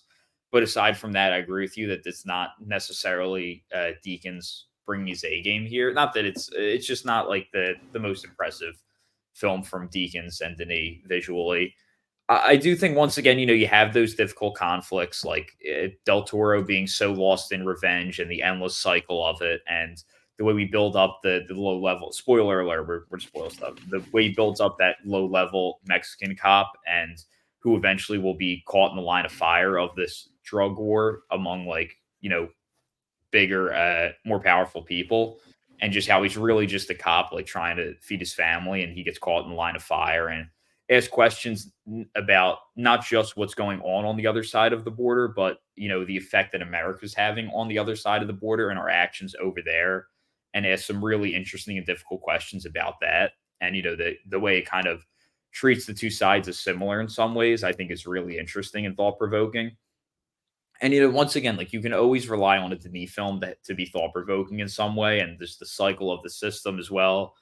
But ultimately, just I care a lot about the experience of the film, and I don't think this film is the greatest experience of a film. Also, I actually do like the way he uses like extremely high angle shots. Like, I love the shot where we're looking across the border and see the action from a distance. Like, he plays with distance really well here, and I think it's always interesting the way Denis uses those kind of almost like divine perspective shots, like looking down on human beings like ants. I think he uses really interesting here. And this is, he uses it frequently in his career, but I think this is one of his first showcases of really exploring it. I can't name him really using it much in any of his earlier stuff, but he definitely does in all of his films that come after this, is where he really starts using those extreme high angles where we look at humans like ants. And yeah, I think, like I said, there's some good stuff here. It's not a film that, like, it's worth giving a watch to. It's not something I'm dying to rewatch, but a lot of just dull, quiet, not the most, definitely not an emotional experience for me of a film. But this ranks at number 8, second to last in my personal Denis rankings. But thank you, Alex. No problem. I got you. I didn't realize it was actually that highly praised, though. Like Ryan said, I didn't realize that it's 4.0 in Letterboxd. I did see that, but I didn't realize that it was like that, like, beloved of a Denis film. Personally, I thought it was more just film that not a lot of people dislike necessarily, more than one that's very beloved. But then, anyone have anything to add? Oscar, would you like to trash our criticisms? You're wrong. I guess we could now move on then to a film that I know is very beloved by a lot of people, and that is his first venture into sci-fi with Arrival, starring the brilliant Amy Adams, who gives what is probably the best performance Denis ever directed. And Denis' first venture into sci-fi, and once he got a taste of sci-fi, there was just no going back, because he has done every single film since Arrival in the genre of sci-fi, and has really established himself as one of the sci-fi greats, not just of this era, but of all time. So, Oscar, I believe this is your favorite Denis film, so why don't you take us away? Second. Here. It's close. Ryan, this is going to be a bit of a me and Ryan versus Alex, because I know Alex likes to trash this film. Not as much as I'm glad Ryan rewatched it, because otherwise it'd just be another 2v1. Yeah. Where to start with this film, man? You're chatting rubbish, Alex, about it being boring. This is one of the most compelling original sci-fi films ever made. It's a sci-fi film that is like so grounded, just set on Earth, and it's ridiculously how emotionally compelling this film is. Some of my favorite uses of sound in a Denis film, kind of, obviously full spoilers, but the alien kind of sequence, I mean, the first contact scene with the aliens, just the sound that they make and everything I think is done so well, and it's such a clever narrative device to use kind of the alien language and kind of the unknown of that, and then to have the narrative perspective shift at the end of the film, with you find out that what we've actually been seeing, or kind of parts of it, is non-linear. And just when On the Nature of Daylight hits, the beginning, the end, it just, it hits. It's like the most emotional song used in like film. It's a crazy piece of music. It's unbelievable. This is by far the best way it's ever been used in a film. And Amy Adams just gives the greatest performance of her career. Like Alex said, the greatest performance in any Denis film, robbed of an Oscar. Was she even nominated? No, she was not. It's one of the biggest nominations I've ever seen, because I agree. I don't know who she lost to, but it's one of the best performances of the decade. For La La Land. Ooh, all right, I'll give it that. But like, it's not fair.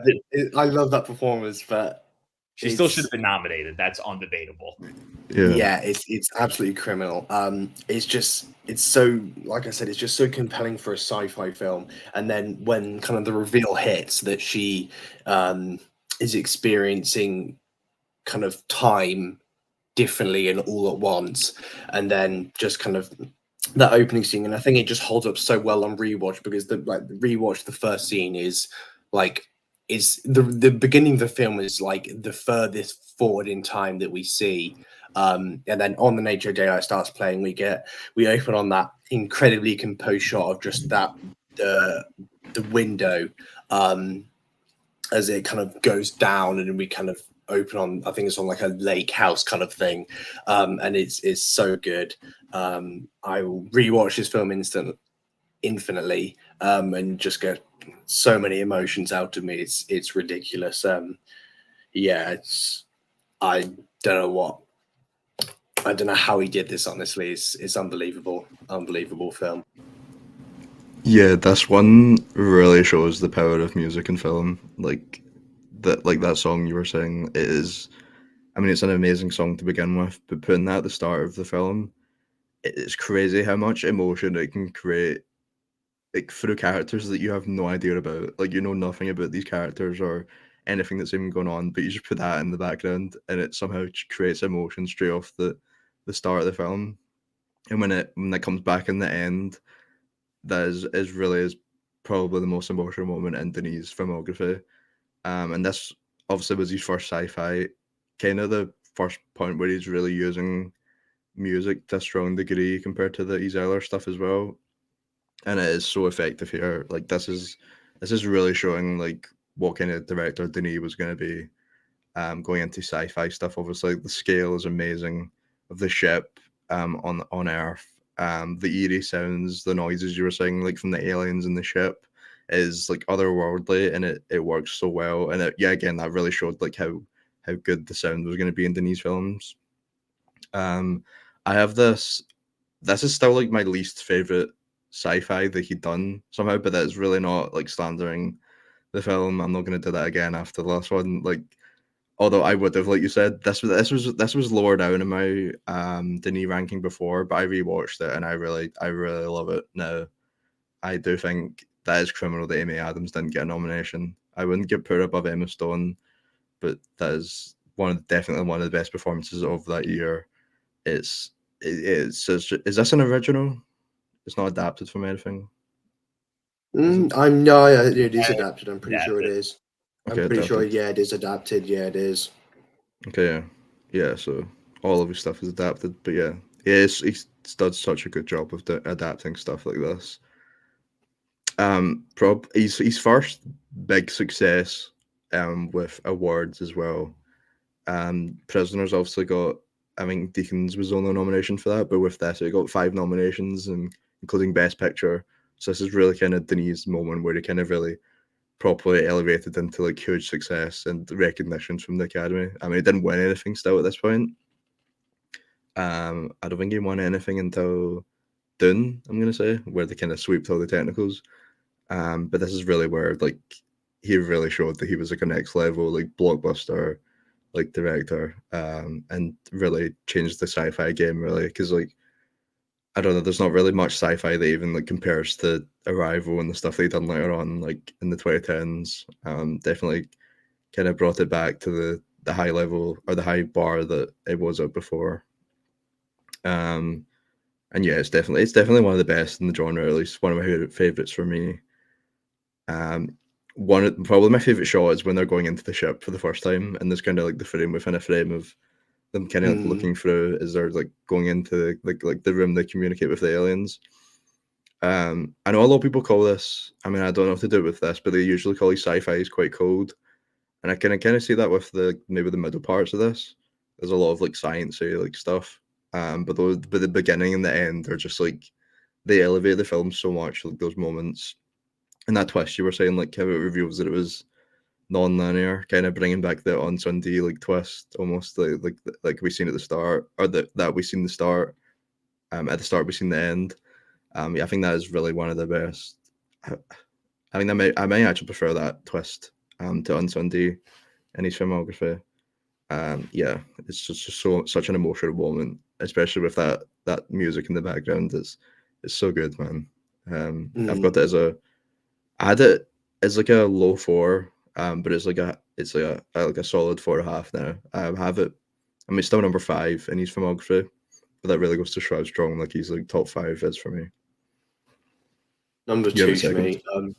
me. I think it's like this is just like the start of like his use of scale in sci-fi as well, because some of the how grand the shots are in this film. Obviously, kind of the sweeping shots that we see as kind of the clouds moving over. We see that big first shot of one of the ships is so good, man. And obviously, we've seen his use of scale grow with Blade Runner and both Dunes now, and is incredible.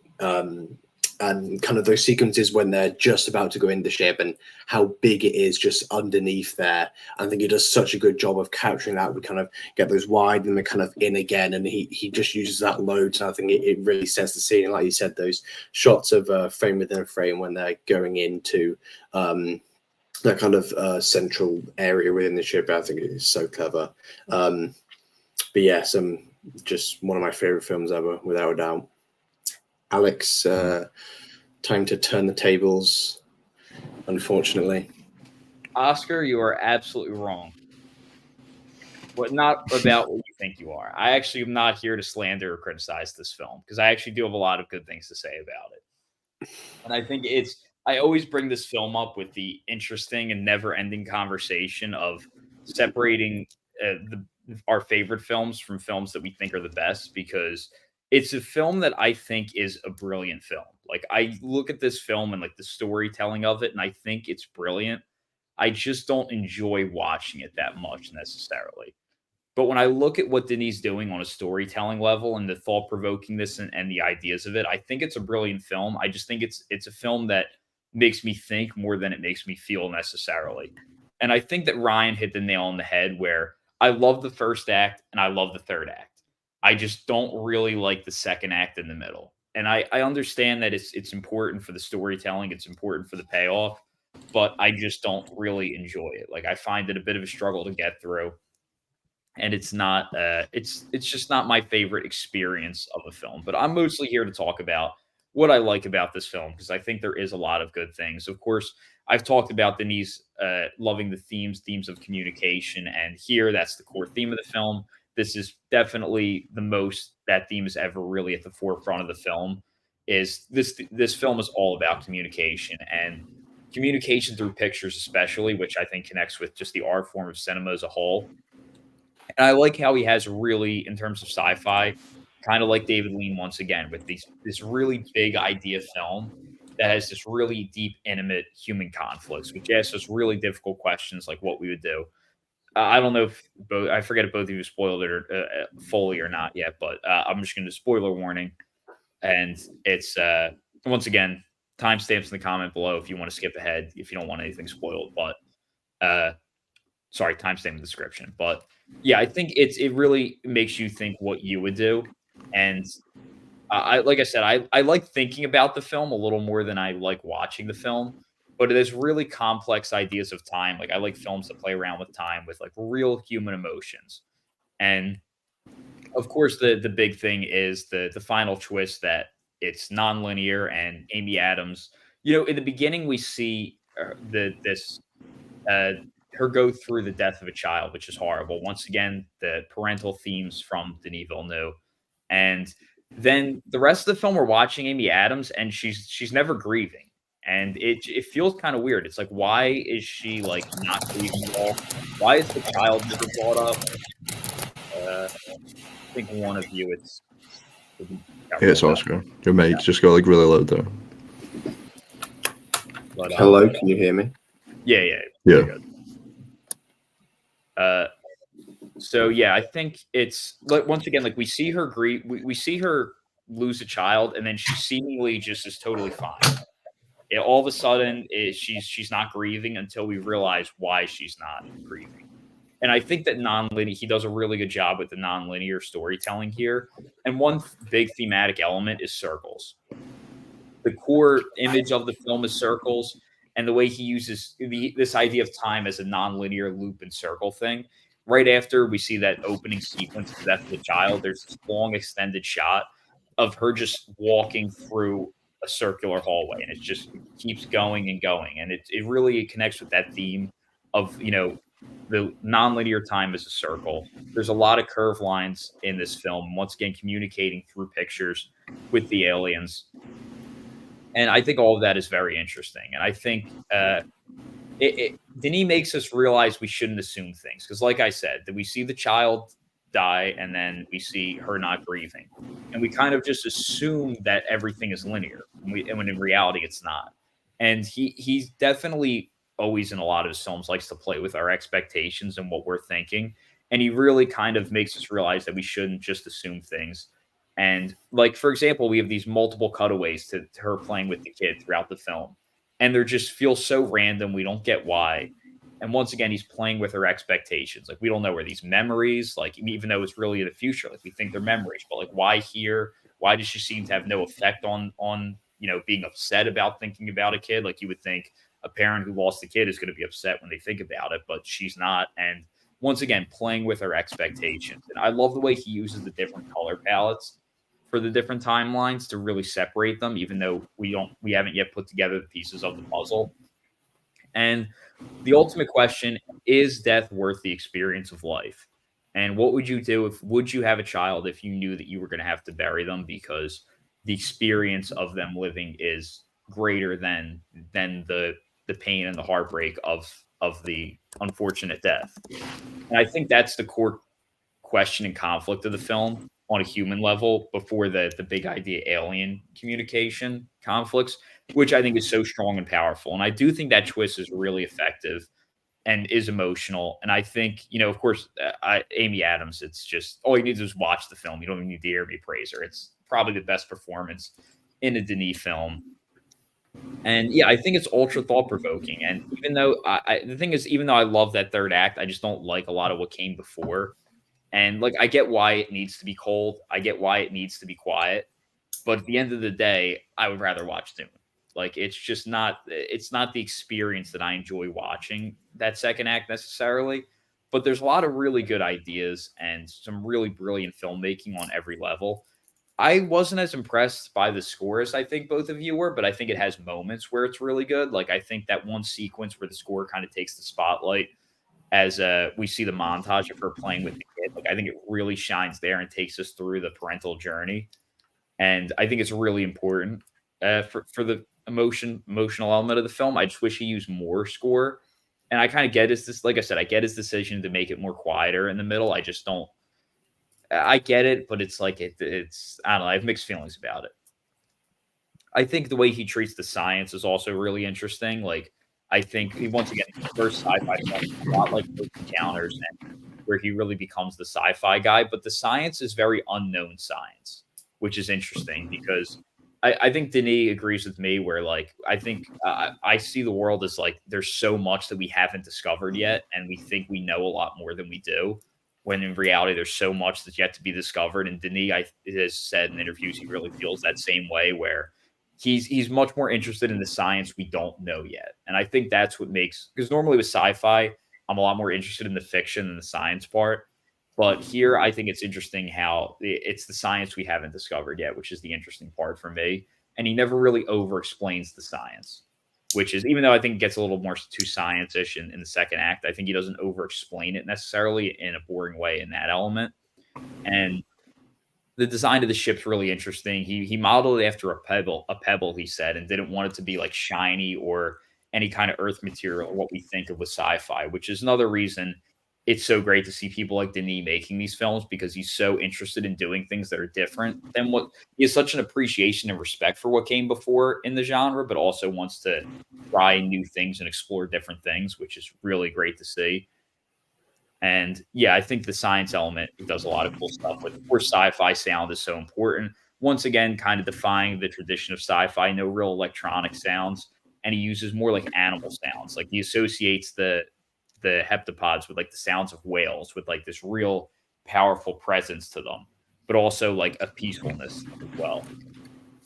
And the powerful aerial sounds with like the jets early on are really great as well. And I like kind of there's that orbit with the helicopter sounds and the whale sounds, and we see the camp. It's like this tiny toy set. Once again, just using those extremely high angle perspectives on humans.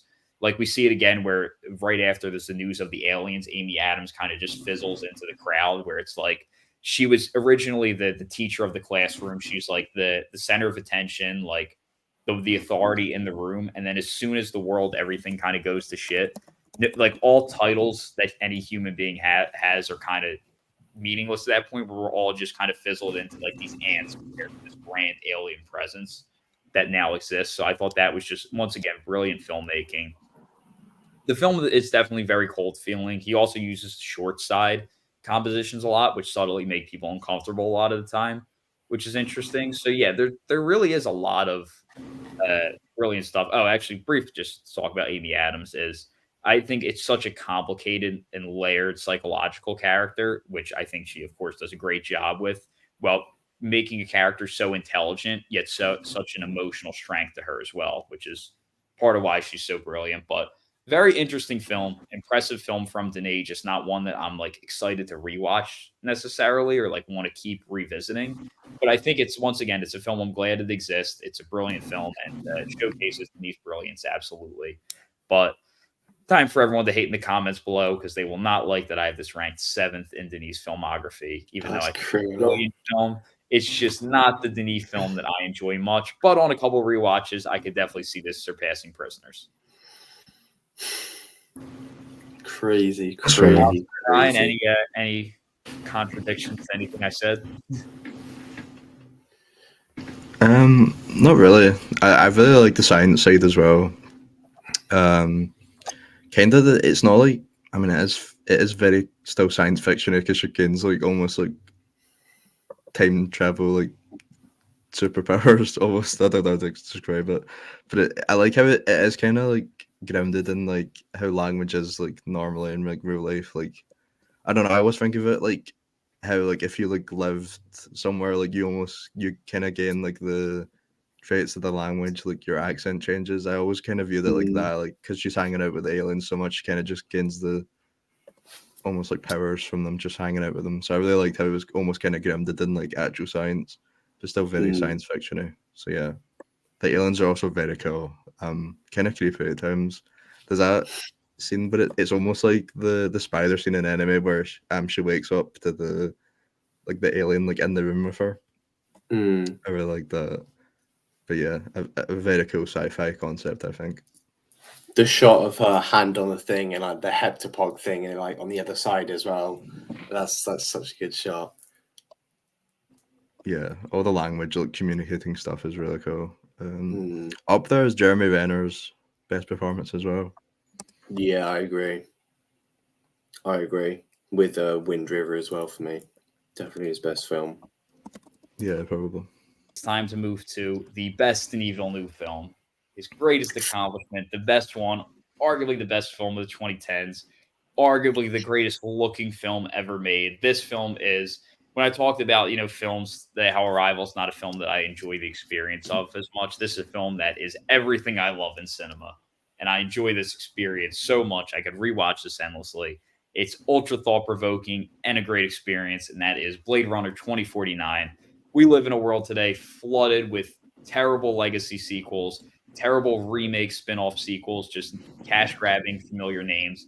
And Denis does that here, only he makes an incredibly great film that is at least as good, if not better, than the original. I still don't know where I stand in terms of which is better, because they're both 10 out of 10s for me, but this is just an absolute masterpiece. One that the first time I watched this, I was so excited to watch it. I put it on my TV. I watched 4 images of the film, 4 shots, turned that shit off. I said, I cannot watch this movie at home. This needs to be seen in the theater. This is too incredible to watch for a first time at home. So I waited for a theater. Absolutely worth it. It was incredible. One of my best theater experiences last year. But Ryan, why don't you start us off on Blade Runner 2049? Yeah, this was another one that went up quite a bit on rewatch for me. It was never underrated for me. I always thought it was like one of his great films. But I don't know. I think I'm different to both of you, where I don't hold the first Blade Runner as like the greatest sci-fi of all time. I still think it's a great It is the film, but it's greatest not sci-fi like of all time. it's not even That's like a fact. Ridley Scott's best sci-fi. But I don't is. agree, yeah, but it's not a crazy take at all. Like that's a respectable take. But even though I don't agree, yeah. it's I understand why people hold it to that, but it's just not for me completely. So yeah, I after the last rewatch, I seen it in theaters like a month ago now. That was a rewatch. So yeah, I did not see it in theaters the first time, and it definitely completely changed the experience. Like you said, it's a gorgeous film. It's probably I was gonna say it was Deacon's best, but he has such a ridiculous filmography that I don't know if I can say that with confidence. But it's definitely Deacon's best with Denis. It's one of the best looking films ever made. It's like you said, this is the blueprint for how you do legacy sequels.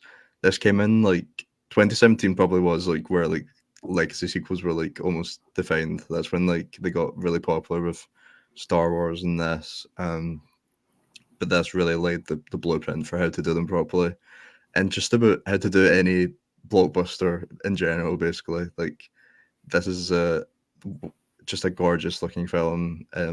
I think the screenplay is much more interesting than the first one. The first Blade Runner is pretty simple, and it's story wise. You are crazy. I mean, I know there's a lot of stuff to dive deep into, but I think this explores the themes a lot better. I'm not saying this is better, but that was a bit of a crazy take on the first one. I mean, right.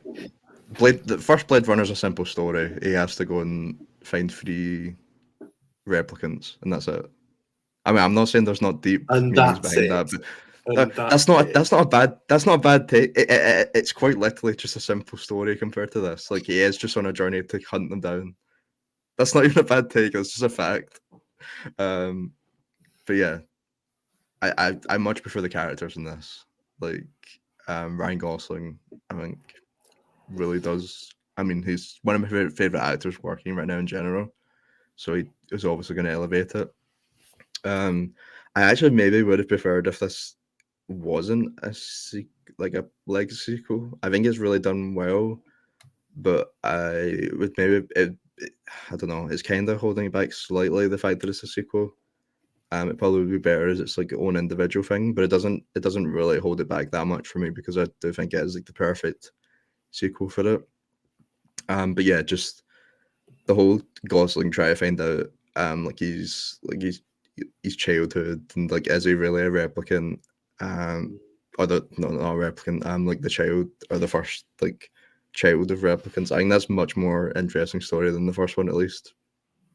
And it's for Gosling specifically, it's a completely different dynamic to the rest of his films. I think it brings like a much restrained and like kind of stoic performance while kind of delivering like in those emotional moments. Still, I think this is it's up there as maybe as one of his best performances. Yeah, just much more interesting than the Deckard story. The actual hot take is I don't really like Deckard that much as a character. So I don't know if I really I'd cared about him being agree in this maybe in one. 2049, but not in the first. No way. He's not a nice guy in the first one. He's not the best character in the first. I still the best character in Blade Runner is still and I've forgotten his name. The villain in the first one, still the best character in Blade Runner. That's for fair. me. Yeah. Yeah, the villain in the first one is definitely better, I'd say. Yeah. Obviously. But that scene at the end in the rain outside like the car, that is one of the best scenes in the franchise. Again, the best rain scene in with the rain Dickens. in the franchise. The best scene in the franchise is in Rain, and it's not in the second film. I'm gonna stop talking on the first one. I won't say a take on that scene. Please don't. It's like top 3 scenes ever. It's not that good. It's not that good. I'll say that. That is criminal. No, it is good. I mean, it's not as good as the best ever scenes. Wait, which scene? The best monologue ever. One of my all-time favorite sequence shots ever. That's criminal. I'm with Oscar here. I don't know if I would put it that high, but that's not at all a crazy thing to say. That's criminal. It's crazy for me. But yeah, I think it does a good job of kind of carrying the style over. Obviously, he had the kind of blueprint to just kind of go off of the first one, and the first one is like some of the best production design like ever, maybe. Like it's ridiculous for the time that it was made, and this definitely brings a more like modern style to it. And I think I that is like the one thing between them that I just can't really decide if they like, because they both look amazing for even regardless of when they were made. They're both gorgeous films. But this one definitely has like a slightly different, more definitely modern like style to it, and the stuff like this one has Ana de Armas. That's a big thing as well. That alone puts it above the first one. That is And then astronomical win. yeah, I mean by 2049, everybody should have their own Ana de Armas character to go with them, hopefully. But yeah, I've got it a 4.5 out of 5. I don't think it'll ever hit the 5 mark. I just don't love like the world of Blade Runner quite as much as that. I just think I much prefer Dune in terms of Denis. So it's my number 5 or 4. And Denis. Oscar, Interesting. give a bit more praise to the film, because I know you love the Blade Runner franchise. Yeah, I do. I know things I was saying like before this, commenting on Ryan's thing. I absolutely love this film. I do. Definitely one of the best sequels ever. One of the greatest examples of how to do a legacy sequel perfect. Even though Denis does not like this film, he says he never wants to. Not that he doesn't like it. He said he never wants to step into another person's franchise again.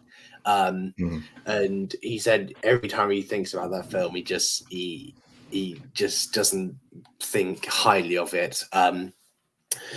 But this film is just an incredible experience. I've seen it once in theaters, and just obviously praised as being one of the greatest looking films ever made. I'd agree. I think I get why people get lost in kind of vibrant color sometimes. I'd agree, but I wouldn't put it as the greatest looking film ever made.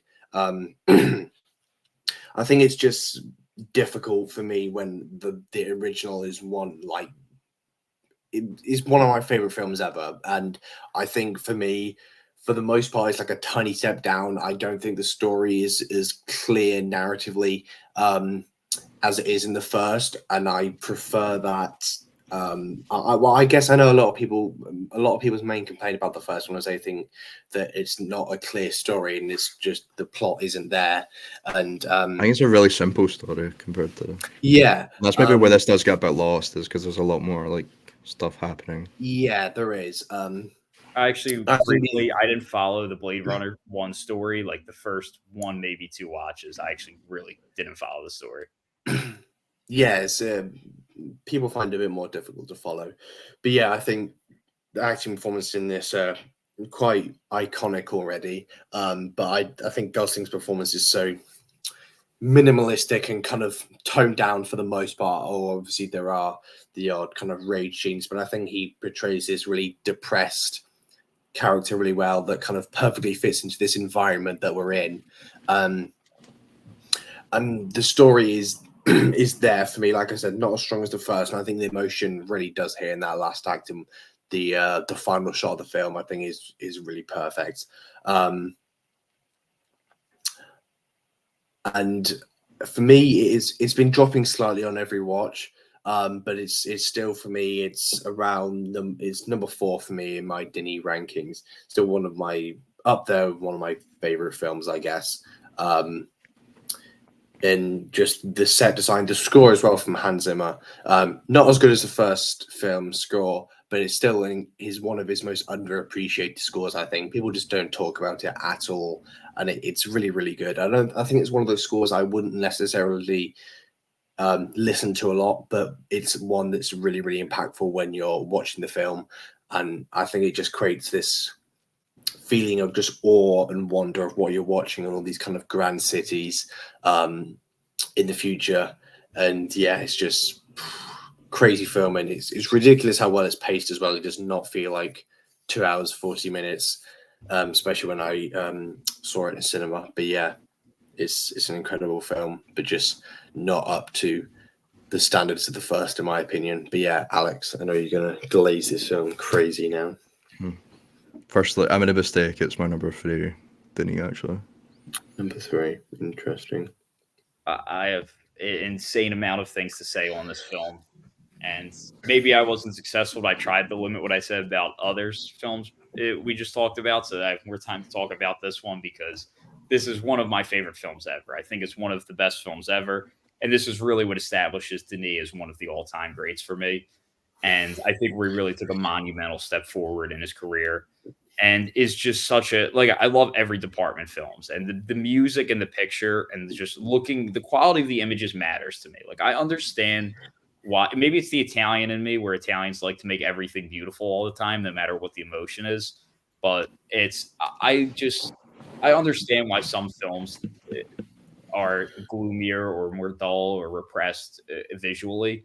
But I just prefer every frame to be beautiful to look at and like painting like. And I think you can communicate the more other negative emotions through other filmmaking elements. I just don't get why some filmmakers choose to make their films uglier in certain parts. And I just love that, even though there's like a gloomy kind of like oppressive feel to the film, it's still beautiful to look at the same time. And Cyberpunk style is just amazing, like in any kind of media.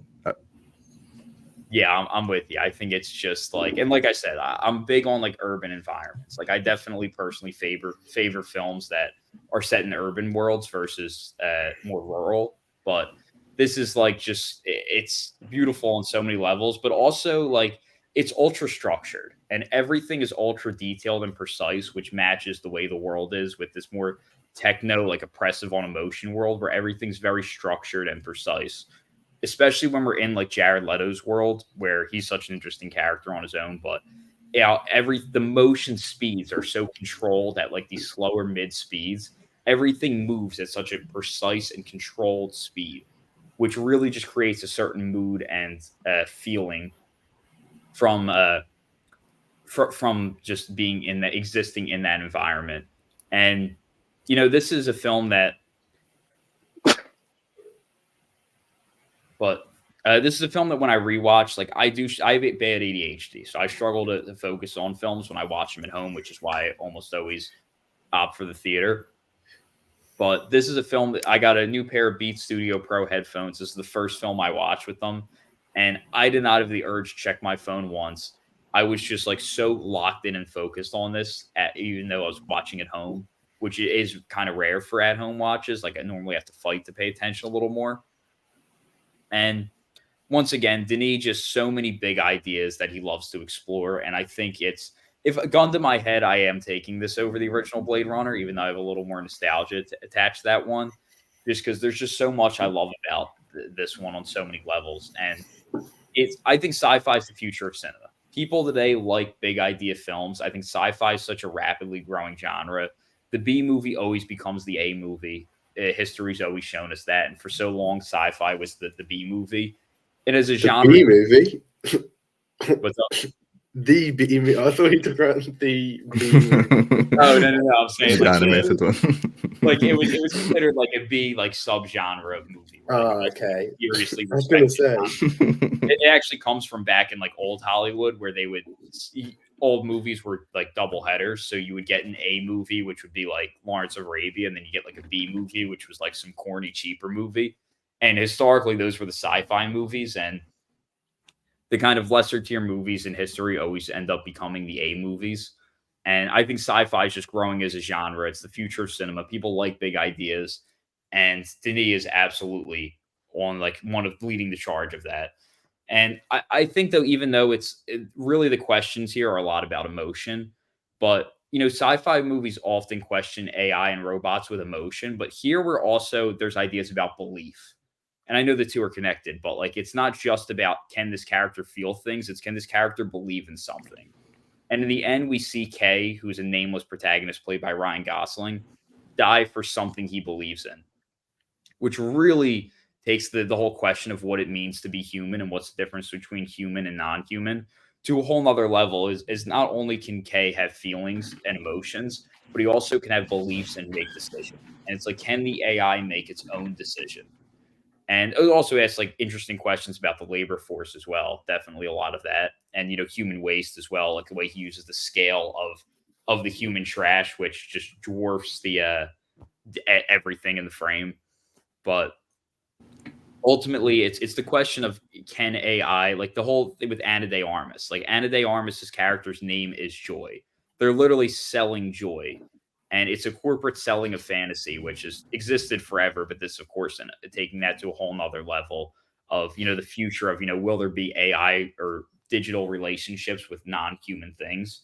And here we're dealing with a relationship of two machines which are not human, but is their love real? Especially with that beautiful scene in the rain. It just is so thought provoking. And obviously the AI conversation is accelerating at a massive rate right now. And this is a little bit ahead of its time in terms of all that. This and Ex Machina in the 2010s.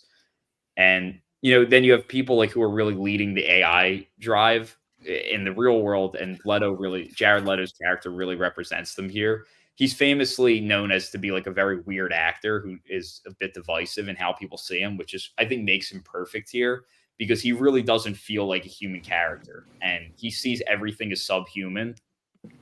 And he has some of the most interesting, thought-provoking lines of the film. Like some of his, like, just so many of them really do make you think. And it's this very like emotionless, detached perspective on humanity, which asks, just some interesting questions for sure, even if we don't agree with his perspective on them. But now I have to talk about the MVP of the film. Everyone knows who I'm going to say. It's Roger Deakins, who is I talked in our Dune episode how Greg Fraser is the greatest DP at using out of focus and shallow depth of field images. Christopher Doyle is the greatest at using reflections, and Roger Deakins is the greatest at painting with light. And that's what he does here is he paints the image with light. And a lot of times just limiting really strong light, which we'll see Denis use with Greg Fraser again in Dune.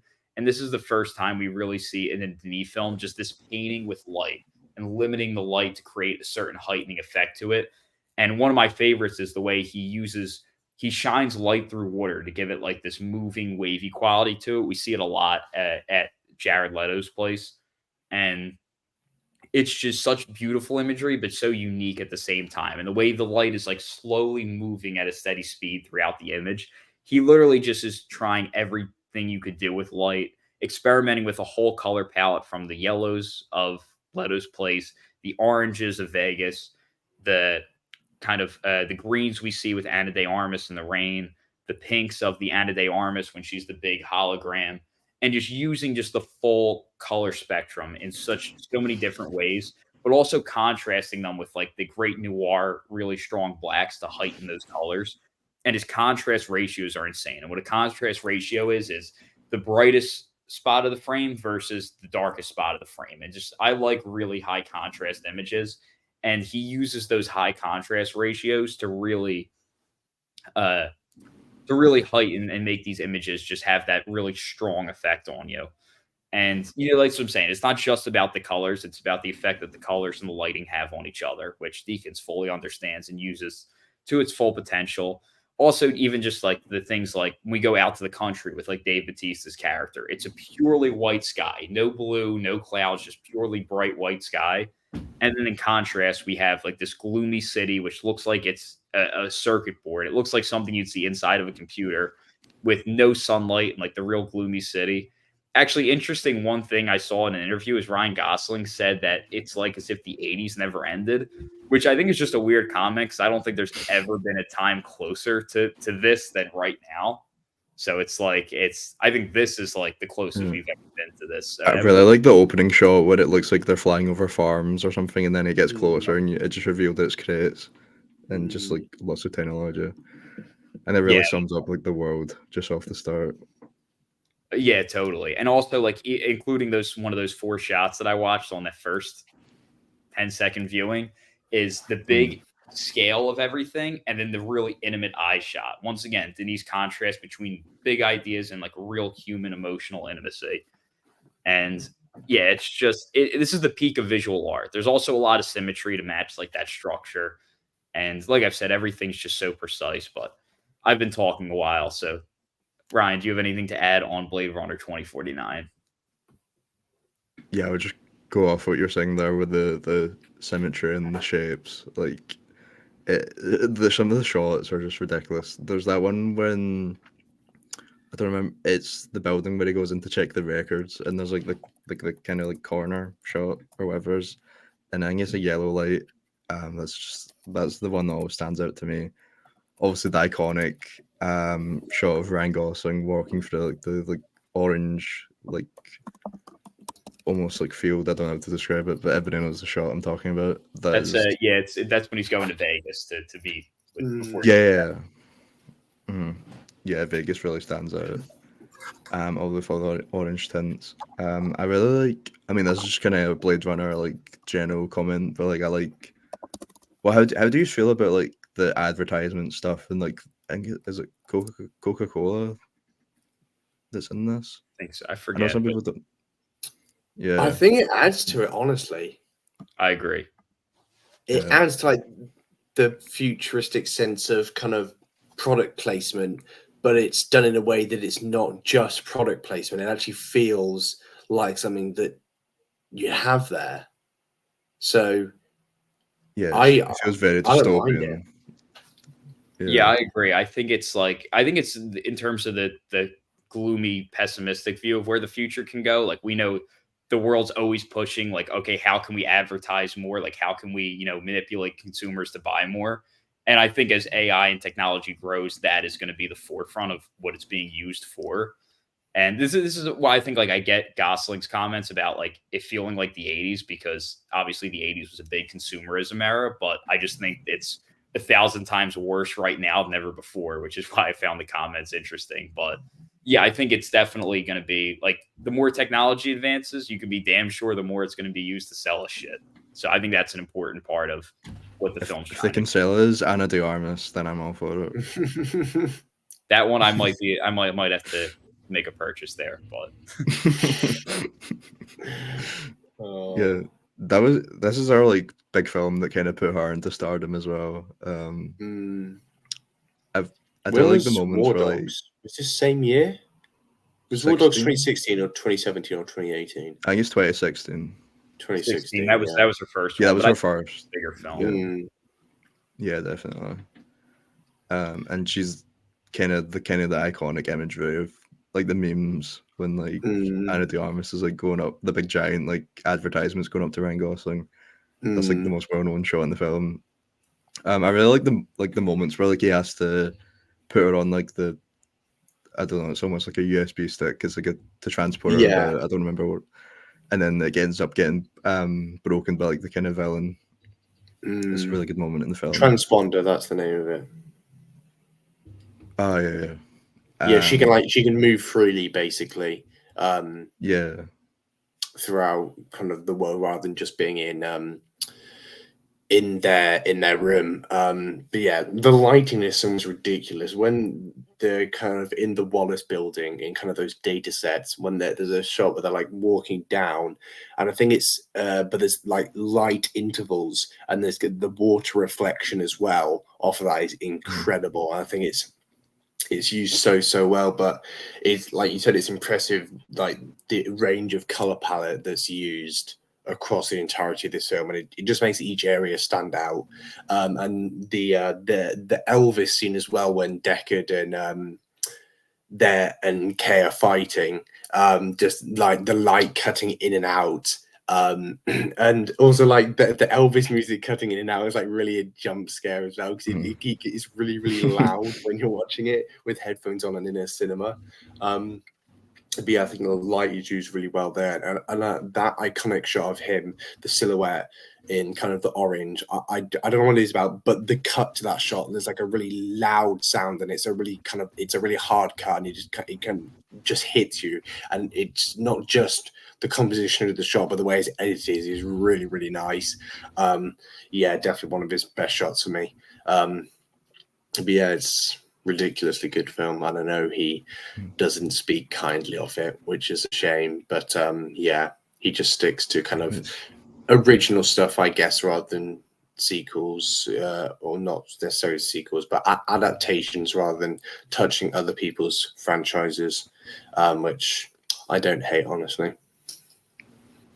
Yeah, it makes sense.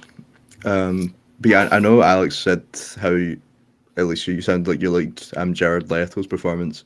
I know that's one of the things that people always kind of criticize about this. How do you feel about like him as a villain? Because I think he almost gets overshadowed by like the woman that's fights at the end. I don't remember her name. Yeah. As an actor, he has chosen some horrific things, but his fantastic performances get so overshadowed by the hates that he gets. Requiem for Dream, incredible. Dallas Buyers Club, incredible. This, I think, is not his best performance, but I think it's a really, really, really good villainous performance. And it's just the calmness to him and the way he portrays his character. Obviously, he's a replicant.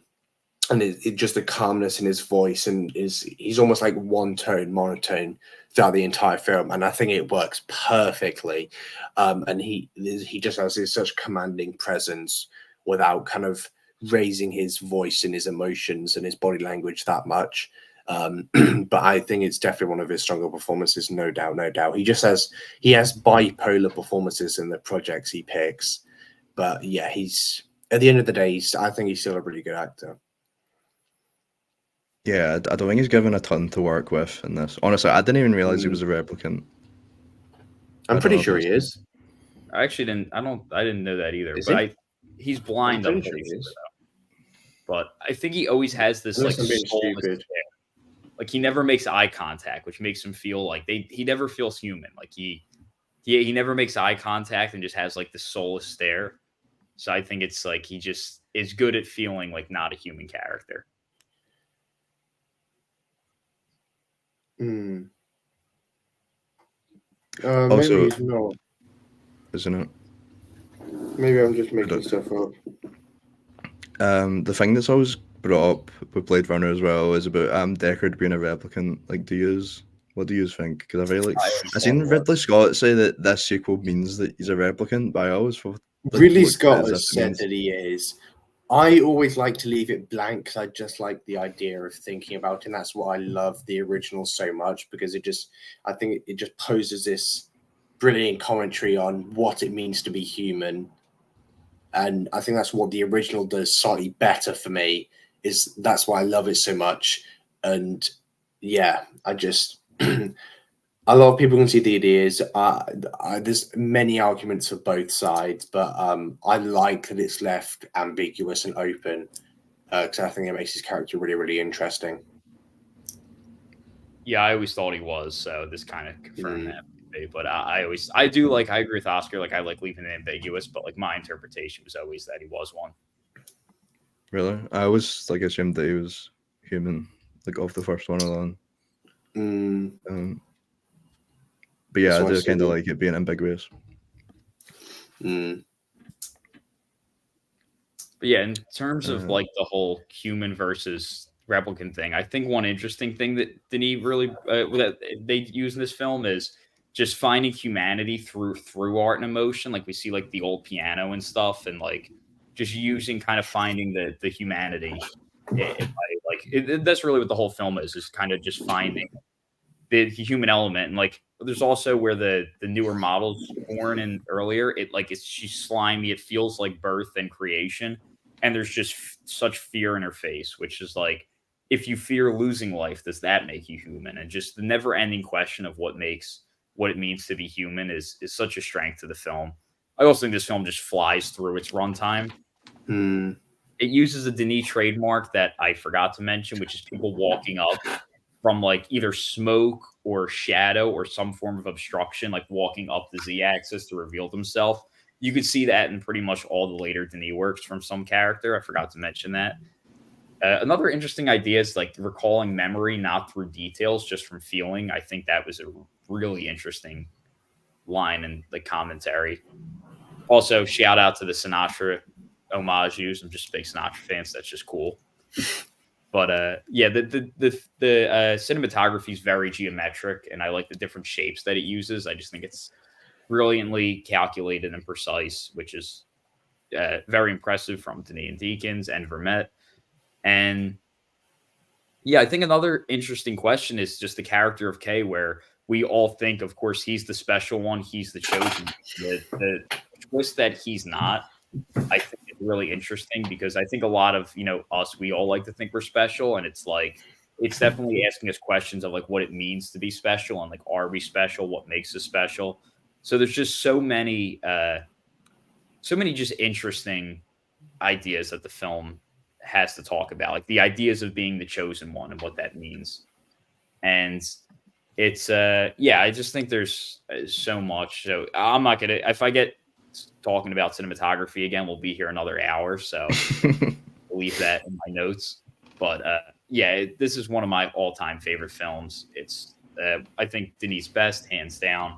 I was like, there's no way he's going to top Blade Runner with the Dunes. Dune 2, there's an argument there, I think, but it's this is still my number one. I just think it's a masterpiece on every level and keeps me thinking, feeling, and inspired throughout the whole runtime, which flies by.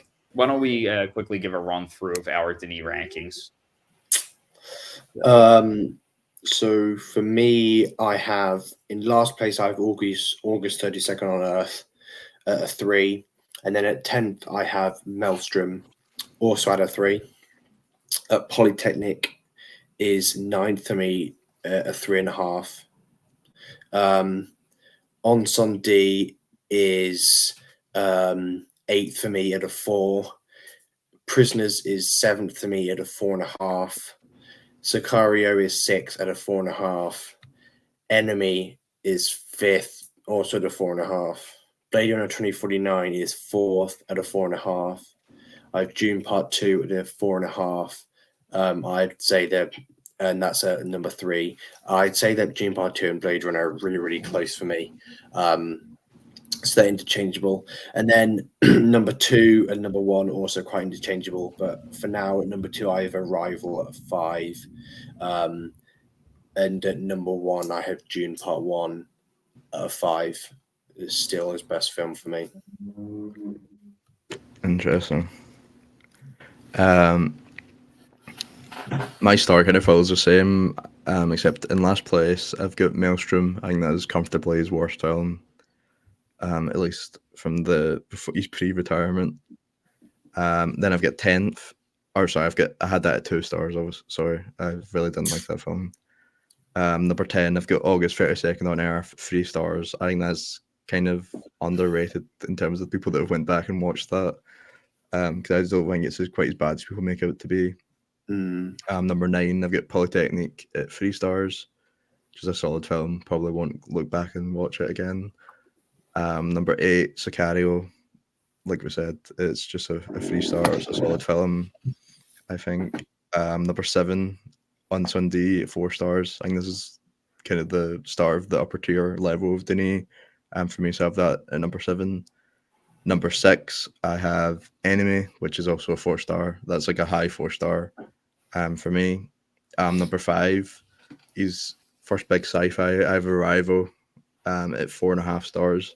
And that's probably quite low for most people, but I really hold the top 5 really highly for Denis. Number 4, I've got Prisoners, the first Denis that I watched, so I always hold that quite highly, and I've got that at 4.5.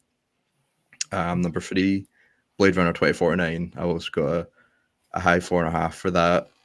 And then number 2 and number 1, I honestly cannot decide between the two like Dune movies. They're just so close to each other, and they're both very different. But I will put Dune at 2 and Dune Part 2 at 1 just for now. I have not rewatched Dune since Part 2 came out, which I do want to do to see which one I prefer, but I really just cannot decide between the two. Yeah, for me, number 9, Polytechnic, 3.5. Number 8, Sicario, 3.5. Number 7, Arrival, 4. Number 6, Prisoners, 4. Number 5, Enemy, 4. Number 4, Incendies, 5. Number 3, now we're getting into the masterpieces, in my opinion, Dune at a 5 star. Dune Part 2 at number 2, which is ultra close to number 1. It would be number 1 in most other filmographies. They're both in my top 100, and I love them both so very much. But Blade Runner does still win as the number 1 out of 5 star for me. Interesting. And I'm sure many people are not going to like that ranking because I know my Arrival rating will be very controversial, but I don't give a shit. Where did you have Dune? I have Dune 1 at 3 and Dune 2 at 2, both at 5 Okay, star. yeah, that's fair. Interesting. But that wraps up our Denis episode. Thank you very much for watching. Like, subscribe, comment. Let us know your Denis rankings in the comments below. Let us know what you agree with from us, what you don't agree with. I'm sure I've said plenty of things that you disagree with, so feel free to let us know in the comments below. And we'll be back next week with another great episode. Thank you for watching.